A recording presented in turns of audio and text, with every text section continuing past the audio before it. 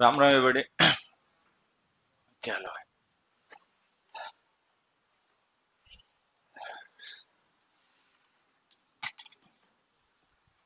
देखो, जैसे कल कुछ प्रिपोजिशन डिस्कस की थी ना, उन्हीं को आगे बढ़ाते हैं। At, on, in, into,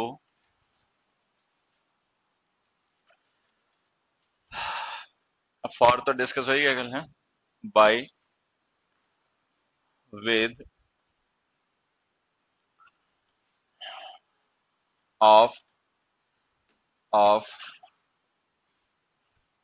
about, against, along.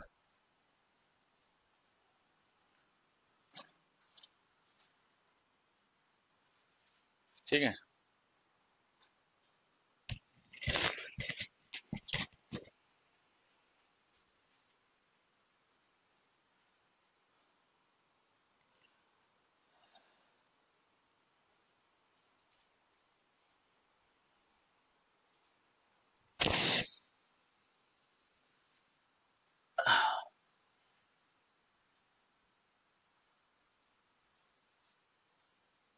देखो, इनमें से जो एट प्रिपोजिशन है, इसको हम यूज करते हैं तब जब हमें किसी पॉइंट को रेफर करना हो। कोई भी पॉइंट, चाहे प्लेस का हो या स्पेस का हो, ठीक है। उसके अलावा हम इसका यूज तब भी कर लेते हैं when we have to refer to some kind of gathering. Gatherings जो होते हैं जहाँ पे लोग इकट्ठे होते हैं किसी पर्पज से। उसके अलावा एट प्रिपरेशन का यूज हम तब करते हैं जब हमें किसी ऐसे ऑब्जेक्ट को रेफर करना हो जो किसी एक्शन का टारगेट है। मतलब हमने कोई एक्शन परफॉर्म किया, उसका जो भी टारगेट है उसके साथ एट। उसके साथ में कुछ स्पेसिफिक टाइम को रेफर करने वाले वर्ड्स होते हैं, जैसे daybreak, sunset,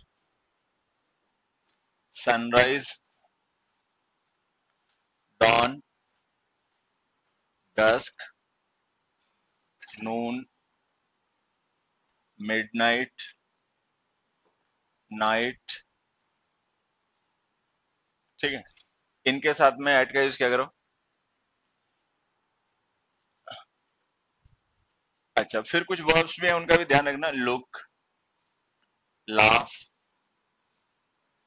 gauge, shoot, shout, aim, scoff, ठीक है। Look, laugh, guess, shoot, shout, aim, scoff, at, मतलब एटसेट्रा। इनके साथ भी एट प्रिपोजिशन का यूज किया करो।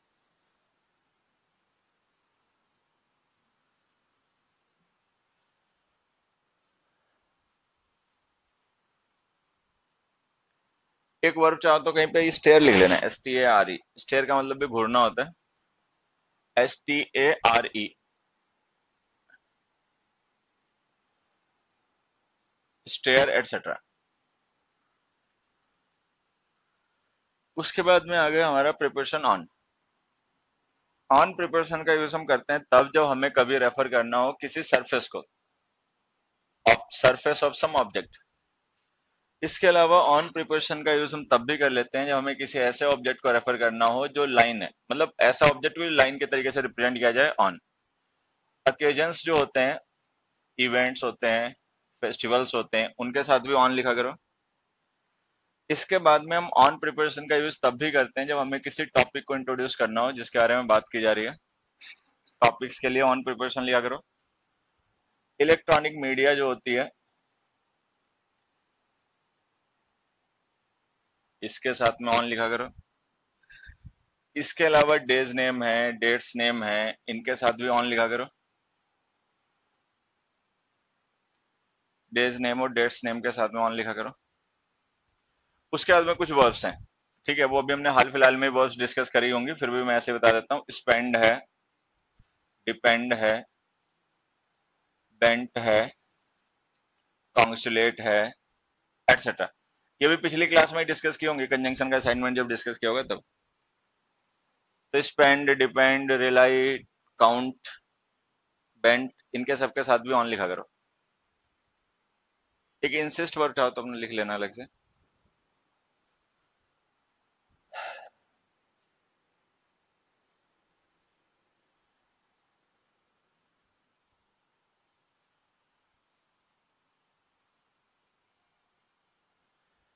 इन प्रेपोजिशन का यूज हम करते हैं तब जो हमें किसी ऐसे ऑब्जेक्ट को रेफर करना हो जो कोई एरिया या रीजन फॉर्म करता है, या ऐसे ऑब्जेक्ट्स को भी रेफर करने के लिए हम इनका यूज करते हैं जो कन्फाइंड हो। कन्फाइंड का मतलब किसी लिमिट या बाउंड्री के अंदर हो। इसके अलावा इन प्रिपरेशन का यूज हम स्टेट्स को भी रेफर करने के लिए करते हैं। इसके अलावा इन प्रिपरेशन का यूज हम तब भी कर लेते हैं जब हमें रेफर करना होता है प्रिंट मीडिया के ऑब्जेक्ट्स को, प्रिंट मीडिया ऑब्जेक्ट्स।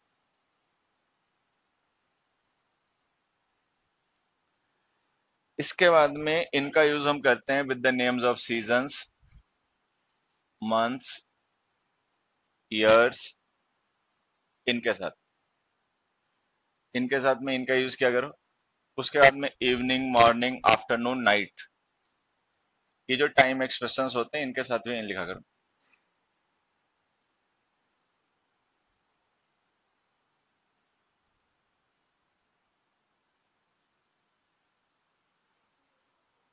हम्म? हाँ, नाइट एट के साथ भी इनके साथ भी अभी समझा दूंगा।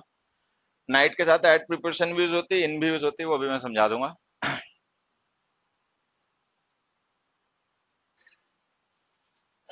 इनटू प्रिपरेशन का यूज क्या करो तब जब या तो हमें किसी इनवर्ड मोशन को शो करना हो,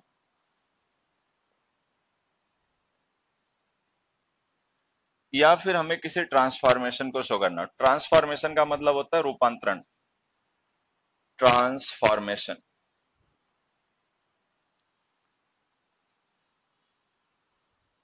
बाई प्रिपरेशन का कई यूज होते हैं।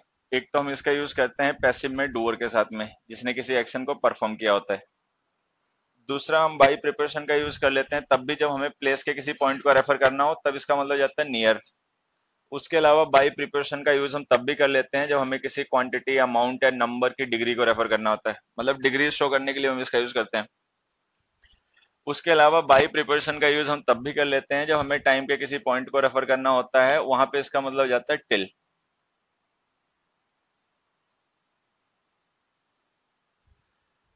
इसके अलावा बाई प्रिपरेशन का यूज हम तब भी कर लेते हैं जब हमें किसी काम के किए जाने के मैनर को रेफर करना हो। मीन्स ऑफ ट्रांसपोर्टेशन वगैरह जो होते हैं वो इसी का एक पार्ट होते हैं। मीन्स ऑफ ट्रांसपोर्टेशन के साथ जो हम बाई यूज करते हैं वो भी मैनर ही शो करने का एक तरीका होता है, बाय बस, बाय कार वगैरह वगैरह।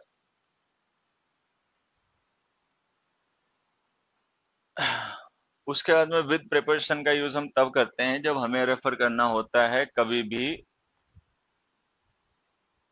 इंस्ट्रूमेंट जिसकी मदद से किसी एक्शन को किया गया। तो ऐसे ऑब्जेक्ट्स जो किसी एक्टिविटी को परफॉर्म करने के लिए नेसेसरी होते हैं, जो इंस्ट्रूमेंट्स होते हैं, उनके साथ में विद लिखते हैं। उसके बाद में विद प्रिपरेशन का यूज हम तब भी कर लेते हैं जब हमें कभी टुगेदरनेस का सेंस कन्वे करना हो। व्हेन और टू और more elements are put together, work together, act together, तो उनको रिलेट करने के लिए फिर विद का यूज करते हैं। इसके अलावा विद प्रिपरेशन का यूज हम तब भी कर लेते हैं जब हमें ये मीनिंग कन्वे करना हो हैविंग। ठीक है।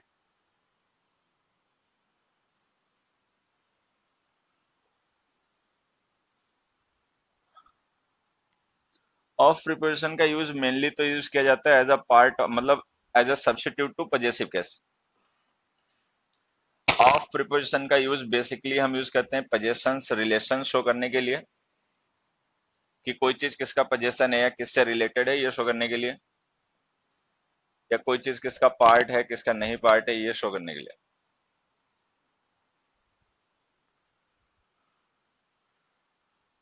ओ डबल एफ ऑफ प्रिपरेशन का यूज हम करते हैं एक तो डिटैचमेंट शो करने के लिए, कि something has got detached of something else. इसके अलावा हम इसका यूज तब भी कर लेते हैं जब हमें स्पेस को रेफर करना हो, और इसका यहाँ पे मतलब हो जाता है at a short distance. At a short distance. Hariom. About preparation का यूज हम करते हैं बेसिकली तब जब हमें किसी टॉपिक को रेफर करना हो, और इसका मतलब होता है रिगार्डिंग।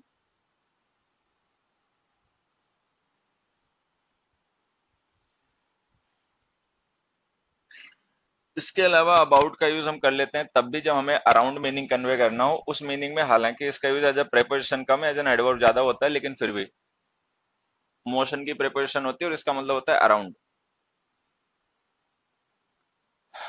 अगेंस्ट प्रेपोजिशन का यूज हम करते हैं बेसिकली तब जब या तो हमें कोई ऑपोजिशन रेफर करना हो,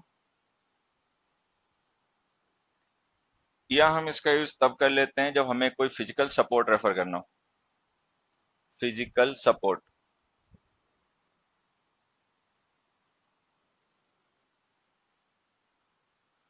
अलोंग प्रिपोजिशन का बेसिकली यूज किया जाता है तब जब हमें ये मीनिंग कन्वे करना हो पैरेलल। व्हेन समथिंग मूव्स और रन्स और वॉक्स पैरेलल टू समथिंग एल्स। तो जो पैरेलल मोशन होते हैं किसी चीज के, उनके लिए अलोंग प्रिपोजिशन का यूज करते हैं। जब कोई एक चीज किसी दूसरी चीज के पैरेलल मूव करे, तो उसके लिए अलोंग प्रिपोजिशन यूज क्या करो, उनको रिलेट करने के लिए। बाकी अलोंग का मतलब इन कंपनी ऑफ भी होता है, टुगेदर वाला meaning, Ram along with his Shyam, ऐसे कुछ।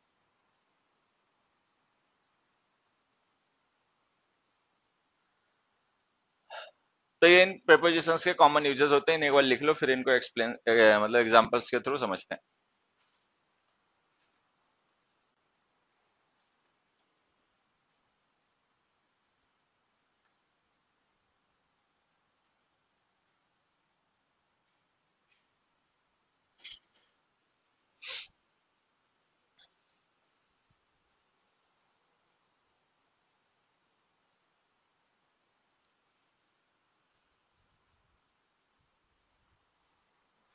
इसको लिखते रहना, मैं यहाँ कुछ एग्जांपल लिख रहा हूँ तब तक।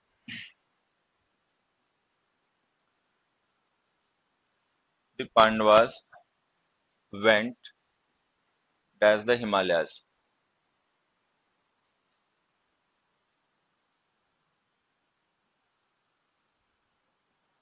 The sun is shining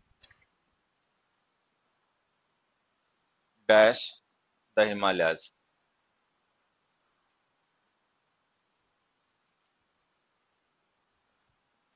The Indo-Tibet border, the Indo-Tibet border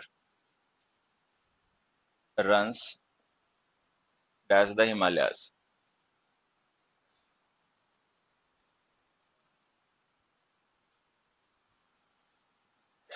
Nepal and China lie dash the Himalayas.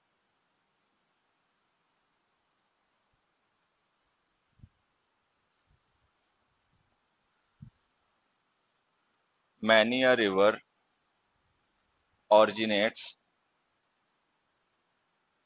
dash the Himalayas.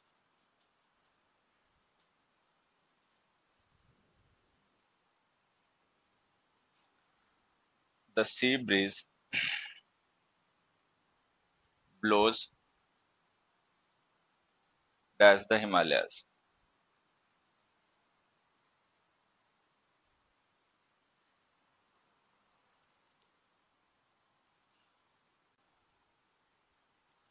Many kind of herbs, many kind of herbs are found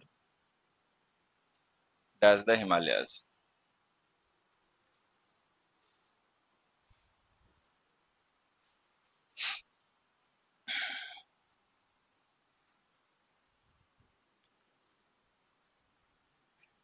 There are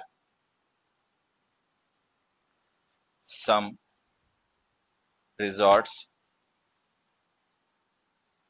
dash the Himalayas.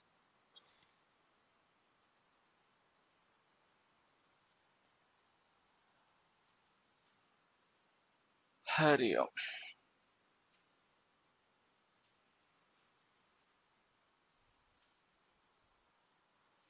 अब देखो हिमालय जो है ना, that is a point, that is a region, that is a line in the space, ठीक है। अब हमें इसके लिए प्रिपरेशन यूज करनी है।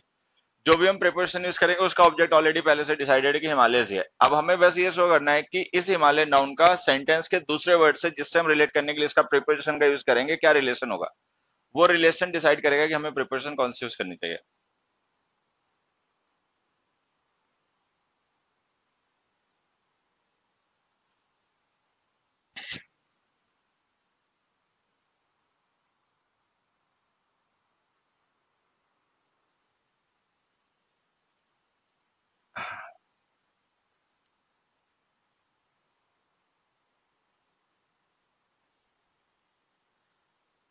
अब देखो सबसे पहले सेंटेंस में जो हमने लिखा ना, वेंट वर्ब, वेंट वर्ब वो मोशन है, ठीक है। और पांडवों की अगर तुम्हें कहानी वगैरह पता हो तो वो सब युद्ध वगैरह खत्म होने के बाद में परीक्षित को शासन देके हिमालय चले गए। तो ये हिमालय जो है ना उनका डेस्टिनेशन है। डेस्टिनेशन का मतलब जहां वो जाना या पहुंचना चाहते थे, जो उनका फाइनल पॉइंट था। तो डेस्टिनेशन के लिए प्रिपरेशन यूज क्या करो, टू।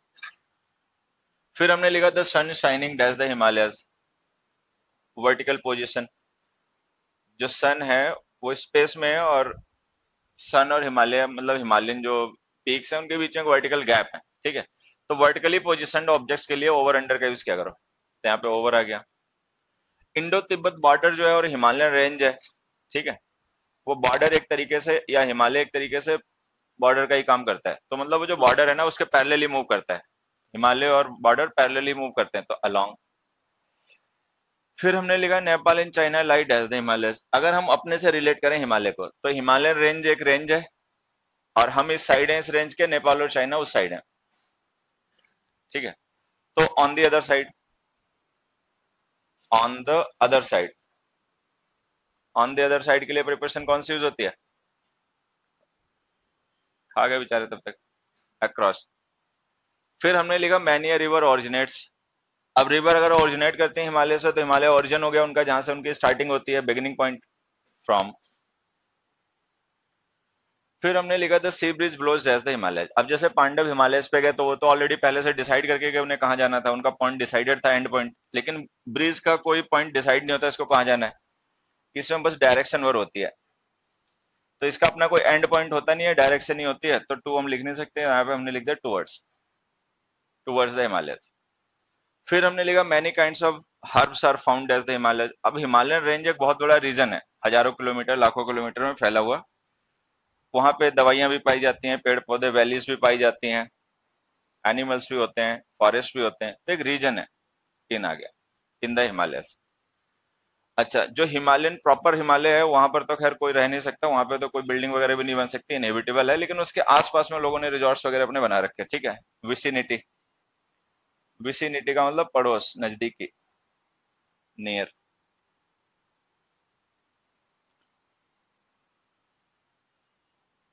तो हम इन प्रिपरेशंस को ऐसे यूज करेंगे। The Pandavas went to the Himalayas. The sun is shining over the Himalayas. The Indo-Tibet border runs along the Himalayas. Nepal and China lie across the Himalayas, वगैरह वगैरह।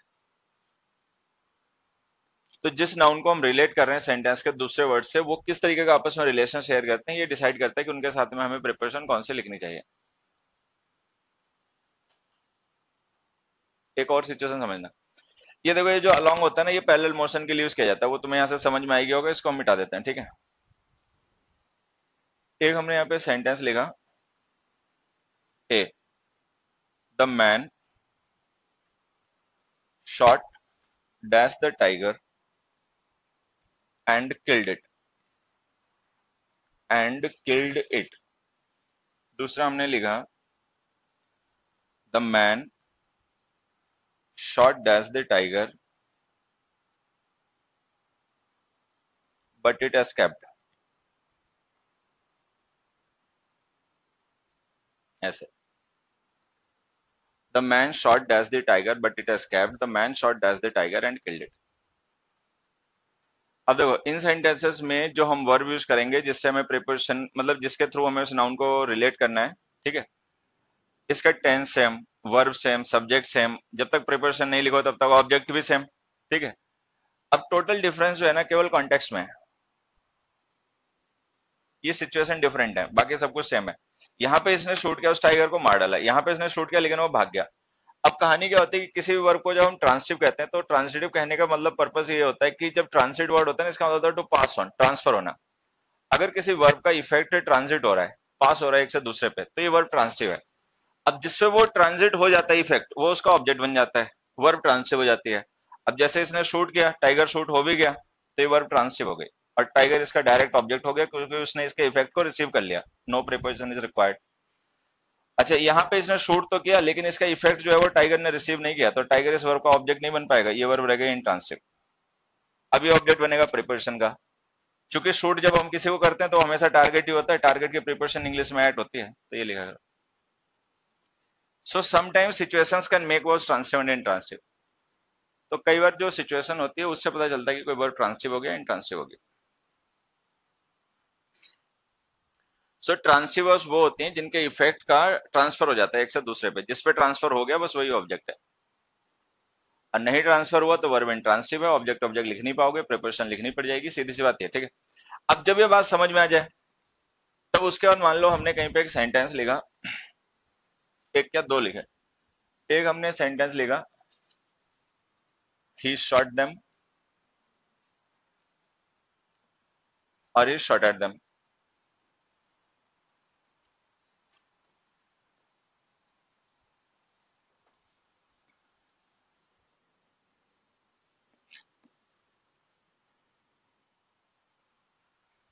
ठीक है, he shot them and he shot at them.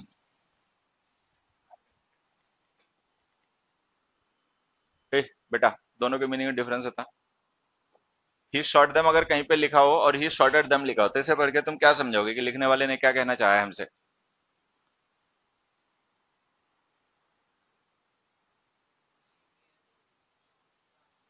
हाँ, पता नहीं, या तो मैं पूछ नहीं पा रहा हूँ या तुम बता नहीं पा रहे हो, हिले हुए। मैं वो कुछ नहीं पूछ रहा, मैं बड़ी सीधी सी बात ये पूछना चाहता हूँ कि अगर कोई पर्सन एक मैसेज लिखे ही शॉट देम, एक लिखे ही शॉट एट देम, तो इन मैसेज को पढ़ के तुम क्या समझोगे कि मैसेज भेजने वाले ने तुम्हें क्या समझाना चाहा है।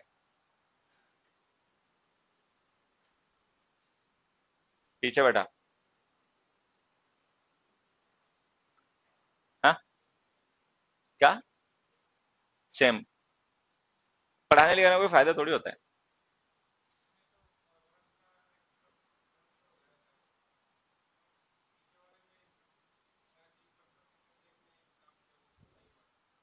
शायद ये हो ही नहीं। अगर हम लिखते हैं ही शॉट एट देम, तो इसका मतलब वो शूट हुआ या नहीं। नहीं, शूट हुआ या नहीं। नहीं हुआ। और शॉट देम का मतलब शूट हुआ या नहीं। हो गया, मर गया फिर बच गया। अगर हम लिखते हैं शॉट देम, तो इसका मतलब वो जो देम है वो बच गए या मर गए। मर गया। ये कैसे पता लगा मर गया।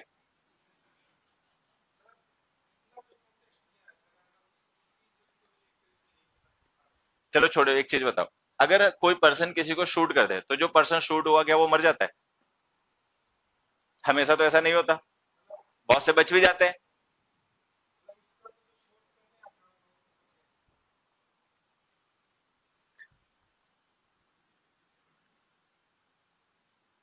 तुम्हें साइकोलॉजिस्ट के पास भेजना चाहिए। मैं पूछ कुछ रहा हूँ, बता कुछ रहा है, मैं ये पूछ रहा हूँ वो मरा है या बचा है, बस ये पूछ रहा हूँ।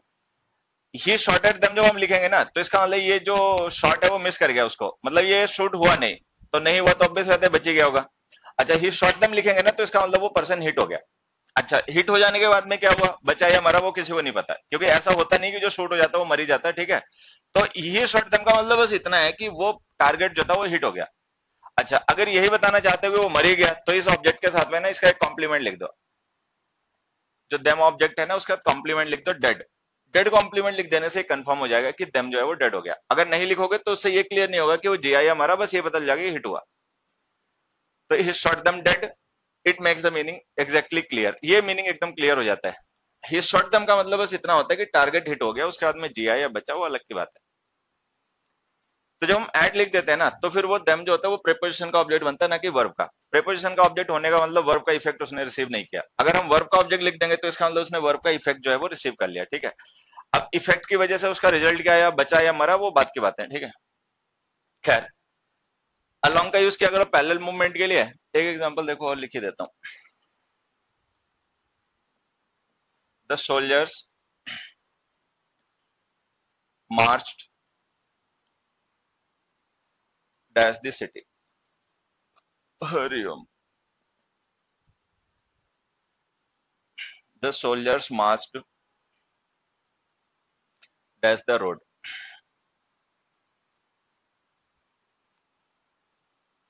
The soldiers marched dash the city.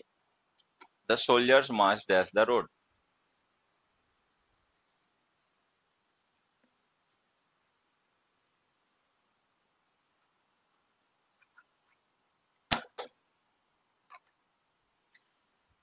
किसके पैरेलल मूवमेंट पॉसिबल है, रोड या सिटी? रोड। सिटी जो है वो रीजन है, एरिया है, ठीक है, उसके पैरेलल मोशन नहीं हो सकता। रोड के पैरेलल मोशन हो सकता है क्योंकि वो लाइन है। तो अगर हम रोड लिख रहे हैं तब तो यहाँ पे अलोंग आ जाएगा, अगर मोशन ऐसे है तो। और कहीं ऐसे है तो फिर अक्रॉस आएगा, ठीक है। मतलब अलोंग या क्रॉस में से हम दोनों में से कोई भी लिख सकते हैं, that depends on the condition and we don't know what the condition is, ठीक है। अच्छा, अगर हम सिटी की बात करें तो सिटी में क्या हो सकता है कि मान लो अगर ये लोग हैं शहर के अंदर वॉक कर रहे हैं, मार्च कर रहे हैं मान लो सोल्जर्स, ठीक है, तो आएगा through. As the city is three dimensional, ठीक है, तो थ्रू आएगा। थ्री डायमेंशनल ऑब्जेक्ट है थ्रू। या फिर अगर वो मान लो बाहर से कहीं से हैं और उनका डायरेक्शन है सिटी, सिटी की तरफ मूव कर रहे हैं वो, तो टूवर्ड्स।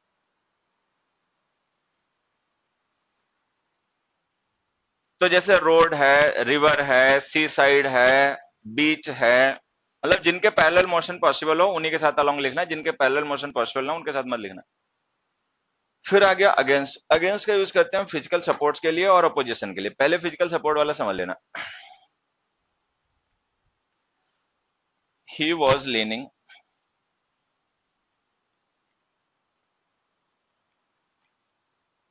Against the wall.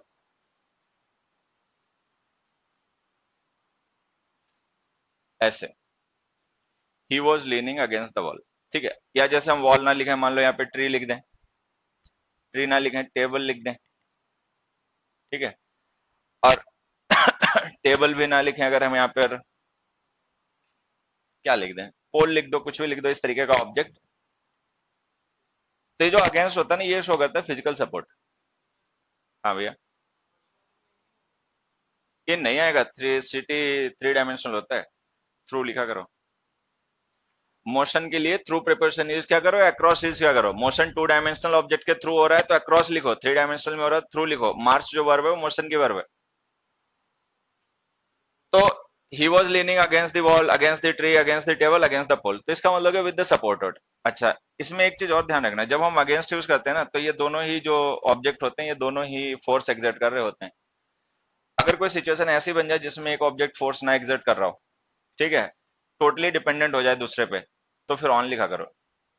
जैसे ये बोर्ड है ना, अगर हम इस बोर्ड की बात करें तो ये अगेंस्ट द वॉल नहीं है, ये अगेंस्ट द, ये ऑन द वॉल है। ऑन द वॉल इसलिए क्योंकि इसमें अपना इसका फोर्स अब खत्म हो गया, अब टोटल फोर्स मतलब इसको होल्ड कर रखा है, क्या नाम इसने, वॉल ने।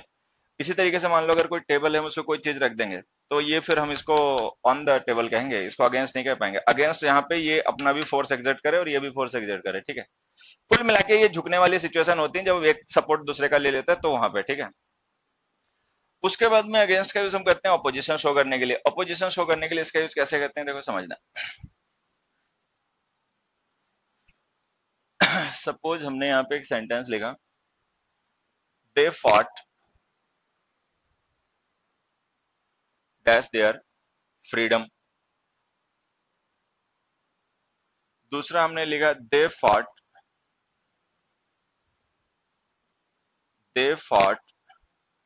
मुंह बंद रखो बेटा, दे fought dash injustice.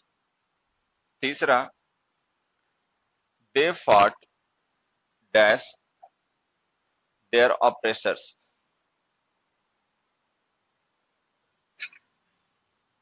They fought dash their freedom. अब देखो ये जो भी हमने नाउन्स लिख रखे हैं ना ब्लैंक के बाद में, हमें क्या करना है, इन नाउन्स को प्रीपोजिशंस की मदद से रिलेट करना है इन वर्ब्स के साथ। अच्छा, ये जो वर्ब्स हमने लिखी हैं, अब हमें बस ये पता करना है कि इस वर्ब में, वर्ब का मतलब एक्शन, इस एक्शन में और उस नाउन में रिलेशन क्या होगा। तो जो पहली सिचुएशन है, इसमें फ्रीडम को तो हमें मानना पड़ेगा पर्पस, कि उन्होंने फाइट की तो फाइट करने के पीछे कुछ ना कुछ उनका लॉजिक या पर्पस रहा होगा, तो वो पर्पस था फ्रीडम, आजादी चाहिए इसलिए लड़ाई कर ली। अच्छा, इनजस्टिस को हम पर्पस की कैटेगरी में ले जा नहीं सकते, क्योंकि इनजस्टिस पाने के लिए कोई लड़ाई नहीं करता, ठीक है। जस्टिस के लिए लोग फाइट करते हैं, इनजस्टिस के लिए नहीं करते। तो ये है ऑपोजिशन, कि मतलब जिसे हम अपोज कर रहे हैं, किस चीज को अपोज करने के लिए फाइट की गई, तो वो इनजस्टिस है जिसको अपोज किया जा रहा है। ऑपरेसर्स है ये है सेकंड पार्टी। जब भी कोई पर्सन फाइट करता है तो वो अकेले फाइट नहीं कर सकता, वहां पे हमेशा एक कोई दूसरा पर्सन इन्वॉल्व होना चाहिए उस प्रोसेस में। ये जो हमने विद प्रिपरेशन लिखे ना, togetherness, when we have to refer to someone or something involved in some activity with someone else, मतलब कोई भी किसी के साथ इन्वॉल्व है किसी प्रोसेस में, तो विद लिखा करो। अब एक ये हो गए फाइट करने वाले, तो कोई दूसरा भी होगा, जरूर होगा, दूसरे ये हो गए। तो ये जो सेकंड पार्टी होती है, या कोई भी ऐसा पर्सन जो हमारे साथ किसी प्रोसेस एक्शन में इन्वॉल्व है, ठीक है, उसके लिए प्रिपरेशन हमेशा लिखा करो विद। तो यहाँ पे आएगा विद, यहाँ पे आएगा अगेंस्ट, और पर्पस के लिए हमने कल भी पढ़ा था कि फॉर। तो इसमें हमें लिखना पड़ेगा they fought for their freedom, they fought against injustice and they fought with there oppressors. तो जो भी हमारा काउंटर पार्ट है किसी एक्टिविटी में, दूसरा पर्सन जो हमारे पैरेलली, हमारे इक्वली जिसकी रैंक है, तो उसके लिए विद लिखा करो। एक क्वेश्चन और देखो, दे fought dash their master. Master का मतलब मालिक। दे फॉट डैश देयर मास्टर, क्या लिखा।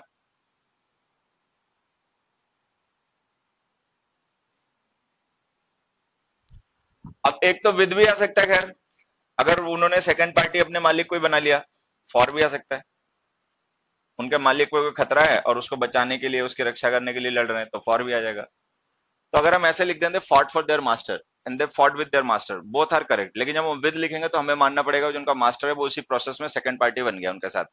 फॉर लिखेंगे तो हमें पर्पस मानना पड़ेगा कि उनकी फाइट करने की वजह जो है उनका मास्टर है, ठीक है। चलो, तो ये अगेंस्ट और फिजिकल सपोर्ट हो गया। उसके बाद में आ गया अबाउट प्रिपरेशन। इसका यूज हम करते हैं बेसिकली तब जब हमें ये मीनिंग कन्वे करना हो रिगार्डिंग गाइडिंग का, ठीक है। एक एग्जांपल देखो, he did not tell about his new movie.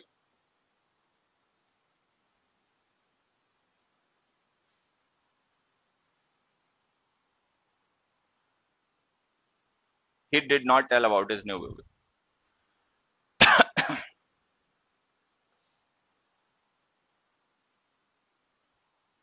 इसे सही कर, he did not tell about his new movie.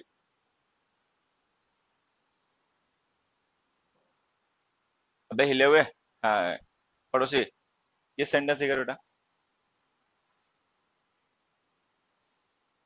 आ रहा, ये सेंटेंस ही कर। अबाउट ड्रॉप करना है, हाँ, टॉक अबाउट। अब देखो ये जो हमने वर्ब लिखे ना यहाँ पे टेल, ये डाई ट्रांसिटिव वर्ब होती है। डाई ट्रांसिटिव का मतलब इसको दो ऑब्जेक्ट चाहिए होते हैं, एक व्हाट का रिप्लाई, एक होम का रिप्लाई। हमने एक भी ऑब्जेक्ट नहीं लिखा, डायरेक्ट प्रिपोजिशन लिख दी। अच्छा, प्रिपोजिशन इसलिए लिख दी क्योंकि वो टॉपिक है, तो टॉपिक है तो अबाउट तो लिखना ही पड़ेगा। तो एक काम करो, इसको हटा के टॉक लिख दो। तो टेल के साथ में अबाउट का यूज मत किया करो, इसे ऐसे लिखो, ही did not talk about his new movie, ठीक है। दूसरा एग्जांपल देखो, they will say nothing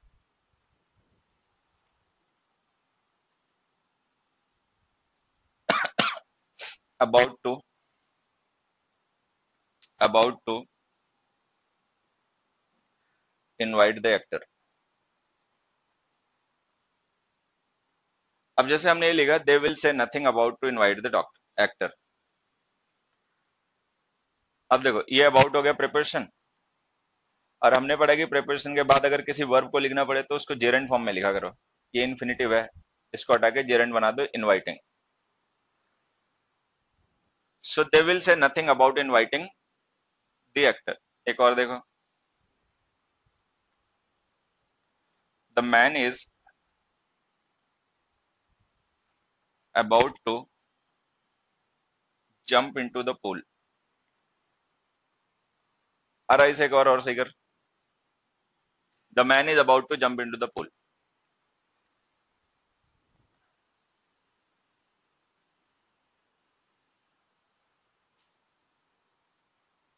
पड़ोसी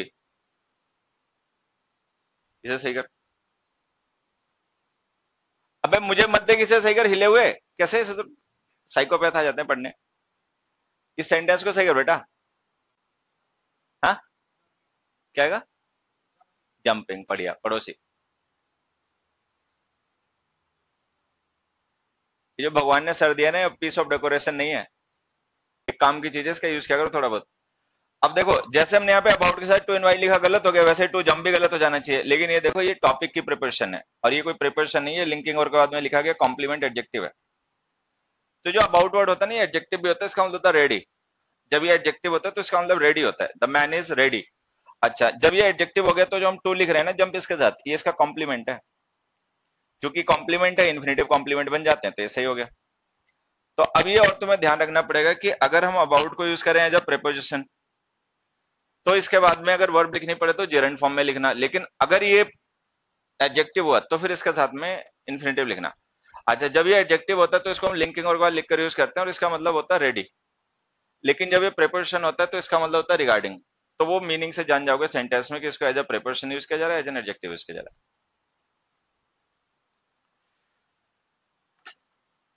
चलो ये भी अबाउट हो गया. फिर आ गया हमारा of.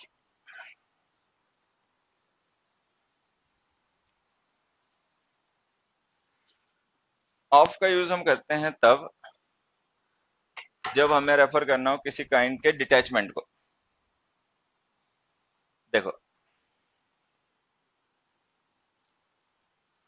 The rider fell dash the horse, जैसे ये लिखा.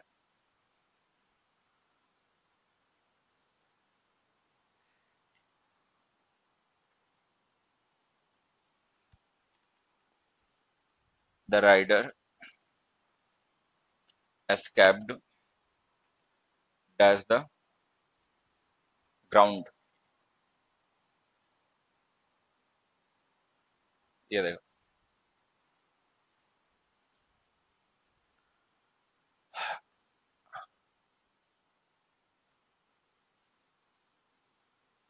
अब देखो ये जो हमने लिखा था rider escaped dash the ground. Escape का मतलब होता है अवे, मूव अवे. एस्केप का मतलब भाग जाना होता है, मूव अवे होता है. तो जब भी कोई पर्सन मूव अवे करता है ना, तो वो जो पॉइंट होता है जहां से वो मूव कर जाता है वो हमेशा ओरिजिन होता है. ठीक है, फिर कहां भाग गया वो अलग बात है, लेकिन जहां से भाग गया वो ओरिजिन है. ठीक है, मोशन का स्टार्टिंग पॉइंट होता है. तो इसके साथ तो लिखा करो from. They escaped from the jail, they escaped from the prison, वगैरह वगैरह वगैरह. लेकिन ये सिचुएशन हम यहाँ पे नहीं कह सकते कि यहाँ पे ऐसा नहीं कि जो राइडर है वो मूव कर गया हॉर्स से कहीं और. हॉर्स और राइडर जो होते हैं ना वो एक ही यूनिट होते हैं, जो एक ही मोशन में होते हैं और एक ही साथ मूव करते हैं. क्योंकि जो राइडर होता है वो हॉर्स के ऊपर ही बैठा होता है, तो उनका मूवमेंट एक मतलब क्यूमुलेटिव मूवमेंट होती है. अगर किसी वजह से ये डिटैच हो जाए तो चूंकि वो एक ही यूनिट होते हैं, अगर किसी वजह से वो डिटैच हो गया तो यहाँ पे ऑफ प्रिपरेशन का यूज करना. तो ऑफ शोज डिटैचमेंट. ऑफ से हमें ये पता चलता है कि वो चीजें पहले एक रही होंगी लेकिन किसी वजह से वो अलग हो गई. ठीक है, तो डिटैचमेंट है तो ऑफ लिखना. अगर डिटैचमेंट टाइप थिंग नहीं है, ग्राउंड और राइडर कभी एक कॉम्बी फॉर्म, मतलब ये कॉम्बिनेशन नहीं होते.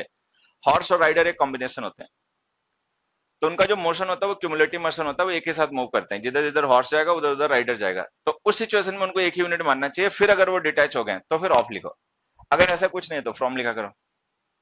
थर्ड एग्जांपल देखो, ही प्लग द फ्लावर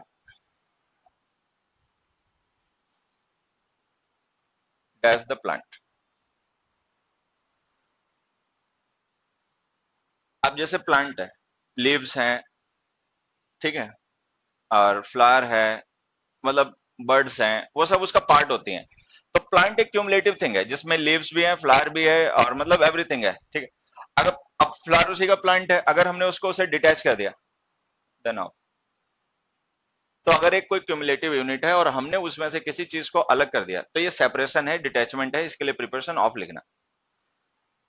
एक बड़ा कॉमन एक्सप्रेशन होता है, जैसे स्कूल वगैरह में बच्चे होते हैं ना, तो किसी स्कूल में बच्चों का नंबर है, एक रजिस्टर है कि इसमें कितने बच्चे हैं, उनमें से कोई बच्चा किसी वजह से उसका नाम काट दिया गया, ठीक है, तो ये पूरी एक यूनिट थी, ठीक है, एक क्यूमुलेटिव यूनिट थी जिसमें सारी यूनिट्स इंक्लूडेड हैं।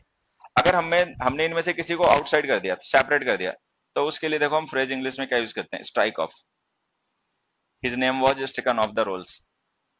तो स्ट्राइक ऑफ कर देना मतलब वो जो क्यूमुलेटिव यूनिट थी, सारी यूनिट्स के मिलकर बनी थी, हमने उसमें से एक पर्टिकुलर को डिटैच कर दिया, तो उसके लिए प्रिपरेशन ऑफ आ गई, ठीक।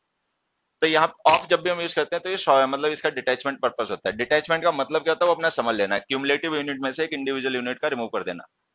उसके बाद में गया था शॉर्ट डिस्टेंस। हमने यहाँ पे एक सेंटेंस लिखा, my college is off the road. तो ऑफ का मतलब क्या था, शॉर्ट डिस्टेंस। जब हम प्लेस के किसी पॉइंट को रेफर करने के लिए ऑफ का यूज करते हैं तो इसका मतलब शॉर्ट डिस्टेंस होता है। मान लो ये रोड है और यहाँ पे किसी का कॉलेज है, ठीक है, तो ये हो गया ऑफ द रोड। उसके बाद में आ गई ऑफ प्रिपरेशन। ऑफ प्रिपरेशन का यूज तब क्या करो जब हमें पजेशन पजेसिव केस का सब्स्टिट्यूट यूज करना हो, जहां पे भी हुज का रिप्लाई चाहिए वहां पे इसी का यूज क्या करो, ठीक है। एक एग्जांपल से चाहते हैं यहाँ पे समझ लो,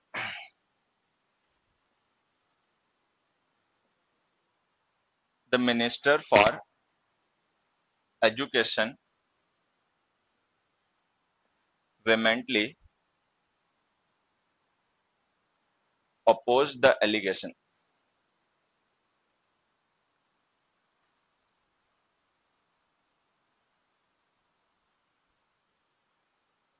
अब ये किसी पेपर में आया हुआ क्वेश्चन है, जैसे हमने लिखा था minister for education vehemently oppose the allegation.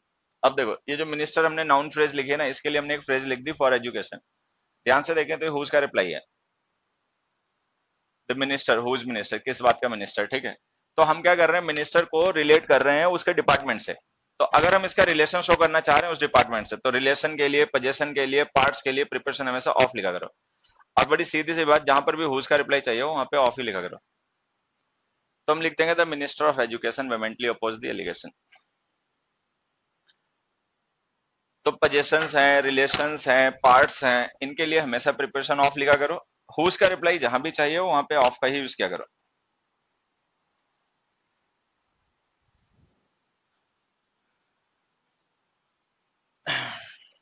एक और सेंटेंस देखो, द मैन, ये छोड़ो, आई कैन नॉट हियर। क्यों मुंह लड़ा रहे हो मूर्खों, क्या कर रहा है, हाँ? क्या कर रहा है, अबे क्या कर रहा है हिले हुए, तो पढ़ाई कर, मुंह क्यों चला रहा है, नहीं चला रहा। अबे चंगू पढ़ाई कर ले बेटा, नहीं समझ में आ रहा तो मेरे से पूछ लियो, आपस में मत चोन लड़ाओ। I can not hear you properly, एक ये। दूसरा, I have not heard of him lately. एक काम करो, यहां पर भी हिम ही लिख दो तो सेम सा लगेगा। अब जैसे हमने लिखा, I can't hear him properly, I haven't heard of him lately. Lately का मतलब रिसेंटली होता है। अब यहाँ पे हमने हियर वर्ब का डायरेक्ट ऑब्जेक्ट बना दिया हिम को, यहाँ पे हमने ऑफ प्रिपरेशन लिख दी, हालांकि ये दोनों ही सही है, ये भी सही है, ये भी सही है। अब देखो इसमें डिफरेंस क्या होता है, जब हम ये ऑफ लिख देते हैं ना, तो ऑफ हिम लिख देने से मतलब ये हो जाता है कि जो हिम है वो हमारा डायरेक्ट ऑब्जेक्ट नहीं है, बल्कि हिम से रिलेटेड किसी चीज का रेफर किया जा रहा है। अच्छा, कौन सी चीज वो हो सकती है, वो इस वर्ब से क्लियर हो जाती है। हियर जो होता है वो न्यूज की वर्ब होती है, सुनोगे तो या तो कोई खबर या कोई जानकारी या कोई इन्फॉर्मेशन। तो जब हम यहाँ पे लिख देते हैं ना, तो हम ये मान के चलते हैं कि हियर वर्ब का ऑब्जेक्ट हिम पर्सन नहीं है, उससे रिलेटेड कोई इन्फॉर्मेशन, उससे रिलेटेड कोई न्यूज, उससे रिलेटेड मतलब एनीथिंग उस तरीके की जो सुनाई पड़ सकती है चीजें। अब सुनाई क्या पड़ सकता है वो अपने आप देख लो। न्यूज सुनाई पड़ सकती है, नाम सुनाई पड़ सकता है, न्यूज मतलब इंफॉर्मेशन सुनाई पड़ सकती है। तो जब हम ऑफ हिम लिख देते हैं तो इसका मतलब ये हो जाता है कि the person is not the direct object but we are referring to something related to him. Related to him क्या हो सकता है, वो इस वर्ब से हमें आइडिया लगाना पड़ता है, वो लिखा नहीं होता, ठीक है। लेकिन अगर हम उससे रिलेटेड किसी चीज को रेफर ना करके उस डायरेक्ट ऑब्जेक्ट को रेफर करें तो फिर हिम लिखा करो। तो जब हम हिम लिखते हैं वो भी सही है, ऑफ हिम लिखते हैं तो भी सही है, लेकिन जब हम ऑफ हिम लिख देते हैं तो ये ऑफ प्रिपोजिशन रिलेशन शो करती है। इसका मतलब ये ऑफ प्रिपोजिशन हिम का रिलेशन शो कर रही है किसी ऑब्जेक्ट से।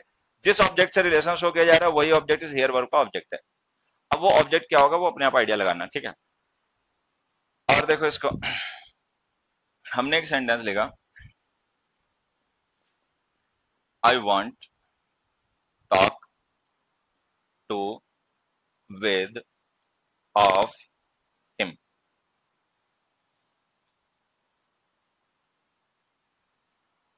आई want talk to him, I want talk with him, I want talk of him, ठीक है। अब सबसे पहले समझना ऑफ को। टॉक ऑफ का मतलब होता है रिलेटेड, तो टॉक ऑफ हिम का मतलब हो गया रिलेटेड हिम, उससे संबंधित। मान लो कहीं पे कोई बातचीत करनी है तो हमने कहा दुनिया की बात कर लेंगे, इसकी बात मत करना, ठीक है। तो ऑफ का मतलब we are not referring to the person but referring to the things related to the person. अच्छा, उसके बाद में विद और टू लिखते हैं तो इसमें देखो क्या होता है। विद प्रिपोजिशन का यूज हम तब करते हैं जब कोई दो ऑब्जेक्ट्स इक्वल रैंक का मतलब उनका शेयर इक्वल हो किसी एक्टिविटी में। टू का हम यूज करते हैं तब जब हमें किसी एक पर्सन को ही रेफर करना हो, ठीक है। ऐसे समझना, जैसे ये ए है और ये बी है, ए बी तक गया, ठीक है, तो ये टू है। लेकिन अगर ए भी थोड़ा मूव कर रहा है, बी भी थोड़ा मूव कर रहा है, तो ये विद है। तो जब हम विद यूज करते हैं तो ये बाई डायरेक्शनल मोशन होता है, बाई डायरेक्शनल। इसमें एफर्ट्स दोनों ही डायरेक्शन से होते हैं और दोनों ही इक्वल पार्टनर्स होते हैं। लेकिन जब हम टू लिख देते हैं तो ये यूनि डायरेक्शनल मोशन होता है, यूनि डायरेक्शनल। और इसमें एफर्ट्स किसी एक की तरफ से ही होते हैं जो किसी डेस्टिनेशन पे पहुंचना चाह रहा है वो। तो अगर हम टू लिख देंगे तो भी सही है, विद लिख देंगे तो भी सही है। अगर हम विद लिखेंगे तो ये मान के चलना पड़ेगा ये किसी टाइप का डिस्कशन वगैरह हो रहा है जहां पे दोनों लोग आपस में डिस्कस कर रहे हैं, उनकी रैंक है इक्वल। लेकिन अगर हम टू लिख देंगे तो फिर हमें ये मानना पड़ेगा ये आई जो है वो जूनियर है और ये किसी और पर्सन से बात करने के लिए जा रहा है और जरूरत इसकी है उसकी नहीं। तो I want talk to him भी सही है, I want talk with him सही है, I want talk of him भी सही है। ऑफ फिर अलग ही मीनिंग हो जाता है। अब यहाँ पे मान लो अगर हम टॉक ना लिखें और स्पीक लिख दें तो भी मीनिंग यही रहेगा, I want speak to him, I want speak with him, I want speak of him, ठीक है। तो ऑफ का मतलब होता है समथिंग रिलेटेड, स्पीक के साथ, टॉक के साथ, हियर के साथ जब हम ऑफ प्रिपोजिशन का यूज करते हैं तो इसका मतलब होता है we are referring to the related things not the person direct. बाकी ऑफ प्रिपोजिशन का हम पार्ट्स के लिए भी करते हैं, ये पहले भी हमने पढ़ रखा है कि जब पार्ट और टोटल को रिलेट करना हो तो हमेशा ऑफ प्रिपोजिशन का ही यूज किया करो। उसके बाद में विद पे आ जाओ। विद प्रिपोजिशंस का एक तो हम यूज करते हैं तब जब हमें हैविंग का मीनिंग कन्वे करना हो। ऐसे देखना, the man solve it with, एक मिनट, विदाउट लिटिल डिफिकल्टी।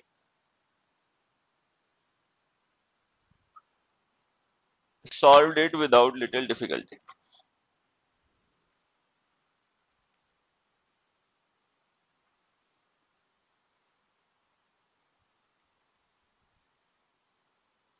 हीरो, इसे सही करो, the man solve it without little difficulty.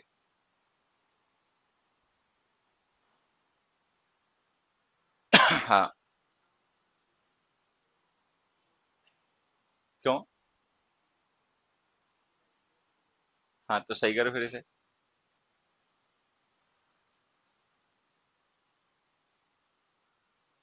एक साथ नहीं आएंगे बच्चे, ठीक है, लेकिन अब इसे सही कैसे करेगा, सही भी तो करना पड़ेगा। मैं अब देखो ये विदाउट जो होता है ना प्रिपरेशन, इसका मतलब होता है नॉट हैविंग। विद का मतलब हैविंग होता है, अब विदाउट का मतलब होता है not having. Semi negative word होता है, और इसका मीनिंग होता है नेगेटिव हमेशा। वही कहानी लिटिल की है, वो भी नेगेटिव होता है। तो हमें पता है कि जो हम लिटिल डिफिकल्टी फ्रेज यूज कर रहे हैं वो इस विद प्रिपरेशन का ही ऑब्जेक्ट है। अच्छा, ये with preparation negative meaning he convey करती है, नेगेटिव मीनिंग है डिटर्मिनर भी कन्वे करता है, तो ये दोनों एक ही फ्रेज में गलत यूज हो गए। ठीक है, अब अगर ये गलत यूज हो गए तो इनको सही करना पड़ेगा। अब सही करने का एक तरीका तो है कि विद लिख दो, विद लिटिल डिफिकल्टी। ठीक है, लेकिन तब हमारा मीनिंग बदलेगा अभी जो हम कह रहे हैं उससे ज्यादा। ठीक है, हालांकि विद लिख के सही कर सकते हैं, या फिर हम इसको एक और तरीके से भी सही कर सकते हैं कि हम लिटिल यूज ही ना करें। जब नेगेटिव मीनिंग विदाउट कन्वे कर ही देगा तो इसकी जरूरत ही नहीं है, एनी लिखो। तो या तो लिखो विद लिटिल डिफिकल्टी या फिर लिखो without any difficulty. The man solve it without any difficulty. तो विद का मतलब हैविंग हो गया, विदाउट का मतलब नॉट हैविंग हो गया, ध्यान रखना। उसके बाद में विद प्रिपरेशन का यूज हम तब करते हैं जब हमें किसी ऐसे पर्सन को रेफर करना हो जो हमारे साथ ही किसी एक्टिविटी में या प्रोसेस में इक्वल का पार्टनर है और इन्वॉल्व है। ठीक है, उसके बाद में विद प्रिपरेशन का यूज करते हैं हम इंस्ट्रूमेंट्स के लिए। इंस्ट्रूमेंट्स इनकी मदद से किसी काम को किया गया होता है। देखो, दे fought dash automatic rifles.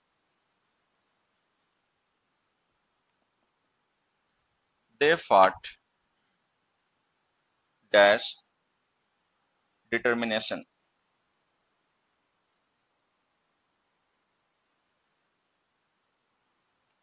they fought dash automatic rifles and they fought dash determination।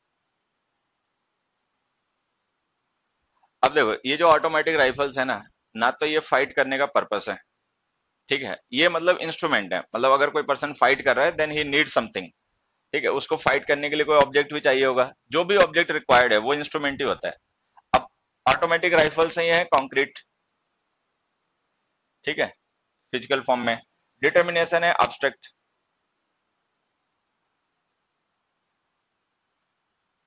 लेकिन ये है दोनों इंस्ट्रूमेंट। ठीक है, ये भी वही रोल कर रहा है, मतलब रिलेशन सेम है, वो भले उनकी अपनी फिजिकल प्रॉपर्टीज अलग हो। वो फिजिकल है, ये एब्स्ट्रैक्ट है, लेकिन दोनों के साथ में भी आएगा।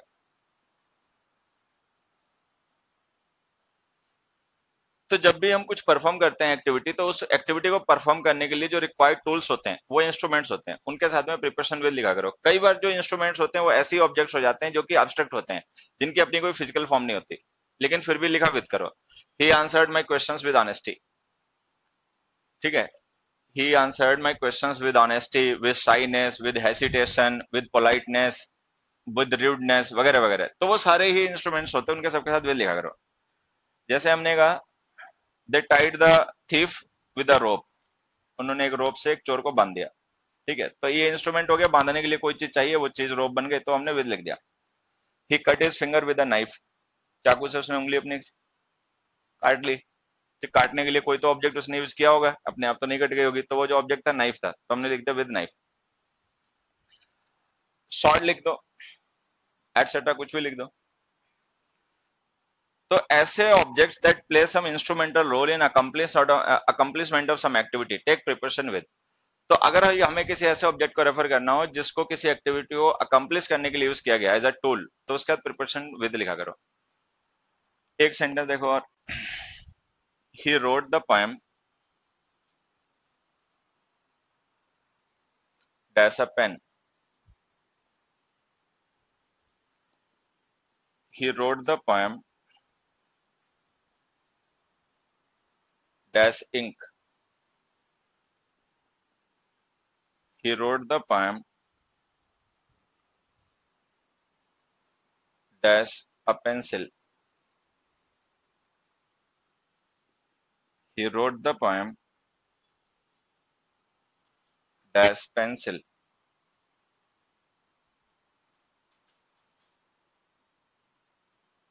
ऐसे।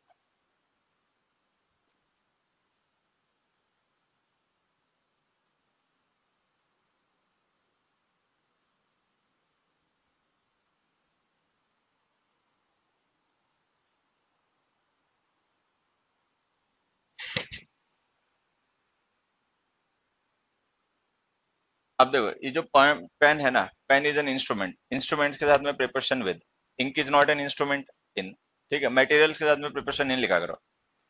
अच्छा, अब पेन जो है वो हमेशा इंस्ट्रूमेंट ही रहेगा, इंक हमेशा मटेरियल ही रहेगी। या इंस्ट्रूमेंट नहीं बनना और उसको मतलब मटेरियल नहीं बनना। पेंसिल पे आ जाते हैं। पेंसिल जो होता है ना, ग्रेफाइट होती है। अब हम उस ऑब्जेक्ट को जिससे लिखा जाता है उसको भी पेंसिल कहते हैं, if it is made of graphite, and the graphite material itself is called pencil, वो भी पेंसिल ही कहा जाता है। अगर हम यहाँ पे डिटर्मिनर लिख रहे हैं तो हमें ये मानना पड़ेगा कि ये मटेरियल नहीं है, क्योंकि मटेरियल होता तो अनकाउंटेबल हो जाता है, या आर्टिकल नहीं आता विद इंस्ट्रूमेंट। विदाउट डिटर्मिनर के लिख रहे हैं तो मान के चलना है कि ये यहाँ पे इंस्ट्रूमेंट नहीं हो सकते, क्योंकि अगर ये इंस्ट्रूमेंट होता तो कॉमन नाउन होता, बिना आर्टिकल के आता नहीं सिंगुलर फॉर्म में। अगर हम बिना आर्टिकल के लिख रहे हैं तो इसका मतलब ये मटेरियल है, ये लेना आ गया। तो फिर हम इसके बाद में प्रिपरेशन ऐसे लिख देंगे, he wrote the poem with a pencil and he wrote the poem in pencil, ठीक है। तो जब हम इन पेंसिल लिखते हैं ना तो पेंसिल बिकम्स मटेरियल। तो पेन के साथ हमेशा विद लिखो, इंक के साथ हमेशा इन लिखो। पेंसिल का अपना आंख खोल के एक बार देख लेना सेंटेंस में कैसे उसको यूज किया जा रहा है, एज एन इंस्ट्रूमेंट या एज अ मटेरियल। मटेरियल हो तो इन लिखना, इंस्ट्रूमेंट हो तो विद लिखना। उसके बाद में आ गए हमारी बाई प्रिपरेशन। बाई प्रिपरेशन का यूज हम करते हैं तब जब हमें किसी डूअर को रेफर करना हो जिसने किसी एक्टिविटी को परफॉर्म किया हो। क्या डूअर वूअर की कहानी होती है, एग्जाम्पल से समझना। The lion was killed, dash the hunter, एक मिनट, dash the gun, dash the Hunter.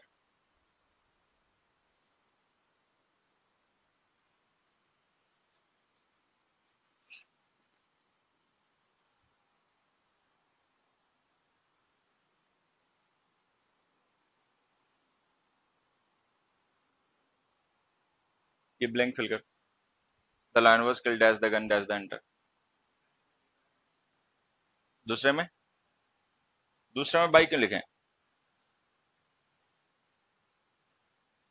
अरे भाई दूसरे में बाई क्यों लिखे ये बताओ। पहले में तो विद मैं खुद ही समझ गया, लेकिन दूसरे में बाई क्यों लिखा जा रहा है ये नहीं समझ में आ रहा। अबे दूसरे में बाई क्यों लिखे? हंटर क्या है? डूअर है। कहीं ऐसा तो नहीं हो हंटर चाबुक वाला हो, चाबुक से मार डाला उसको शेर को, दे चाबुक दे चाबुक, अधमरा हो गया, फिर बाद में गन से मार दिया, या पहले गन से मार दिया फिर बाद में चाबुक से मार दिया। अगला नंबर 13 है जुगनू। अब देखो, गन तो खैर इंस्ट्रूमेंट है ही है, इसके साथ तो विद आना ही है। हंटर पर्सन होता है, पर्सन भी होता है, मतलब हालांकि चाबुक भी होता है वो अलग चीज है, लेकिन पर्सन भी होता है। पर्सन है तो बाई लिखना, और अगर पर्सन ना हो, इंस्ट्रूमेंट हो, तो फिर एंड लिखना। एंड कंजंक्शन होगा, बाई प्रिपरेशन होगी। तो अगर हम ऐसे लिख, हालांकि वो एंड मैंने ऐसे बता दिया, लेकिन उसके लिए स्कोप छोड़ के चलना। अगर दोनों इंस्ट्रूमेंट हो तो प्रिपरेशन कॉमन हो जाएगी, कंजंक्शन दोनों को जोड़ देगा। The lion was killed with the gun and the hunter, the lion was killed with the gun by the hunter. तो जब हम बाई लिखेंगे तो हंटर को हमें डूअर मानना पड़ेगा, एंड लिख देंगे तो उसको इंस्ट्रूमेंट ही मानना पड़ेगा। हंटर दोनों ही होता है, one who hunts and the object that he used to hunt. खैर, तो बाई प्रिपरेशन डूअर के लिए लिखा करो, ये वॉइस वॉइस में भी हम लोग पढ़ ही लेते हैं, ये अपने ऐसे खत्म हो गया, ठीक है। एक क्वेश्चन और देखो,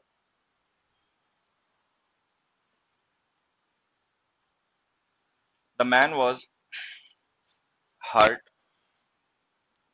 बाय विद अ स्टोन। क्या, एक काम करो, स्टोन के जाए लिखो बॉटल।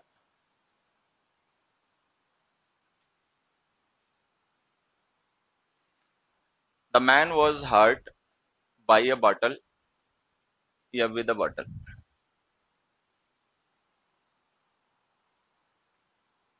बता बे इसमें क्या आएगा, बाय या विद?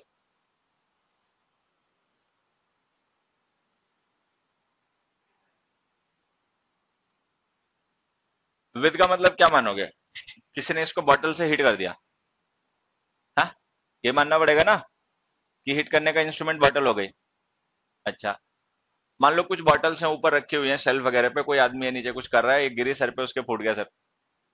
अब लिखेगा विद, अब क्या लिखेगा? फिर तो अभी तो विद बोल रहा था।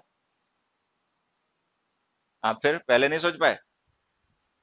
अब देखो, अगर हम विद लिखेंगे तो हमें ये मानना पड़ेगा कि bottle is the instrument that someone used to hit the man. लेकिन अगर ऐसा ना हो, कोई डूअर इन्वॉल्व ना हो, तो फिर बाई लिख देना। तो जब हम बाई लिखेंगे तो हमें ये मानना पड़ेगा कि देयर इज नो डूअर, कोई भी ऐसा पर्सन नहीं है जिसने बॉटल का यूज किया होगा। तो फिर बाई लिख दो। बाई लिखने का मतलब हो जाएगा कि ये एक्सीडेंटली मतलब हर्ट हो गया, बॉटल वॉटल इसके ऊपर गिर गई, या यही बॉटल के ऊपर गिर गया, या जो भी हुआ। लेकिन अगर हम विद लिखेंगे तो हमें मानना पड़ेगा कि बॉटल एक इंस्ट्रूमेंट है और यहाँ पे जरूर कोई ऐसा पर्सन है जिसने बॉटल का यूज करके इसको हर्ट कर दिया। तो बाई भी सही है, विद भी सही है, बट मीनिंग चेंज हो जाएगा, ठीक है।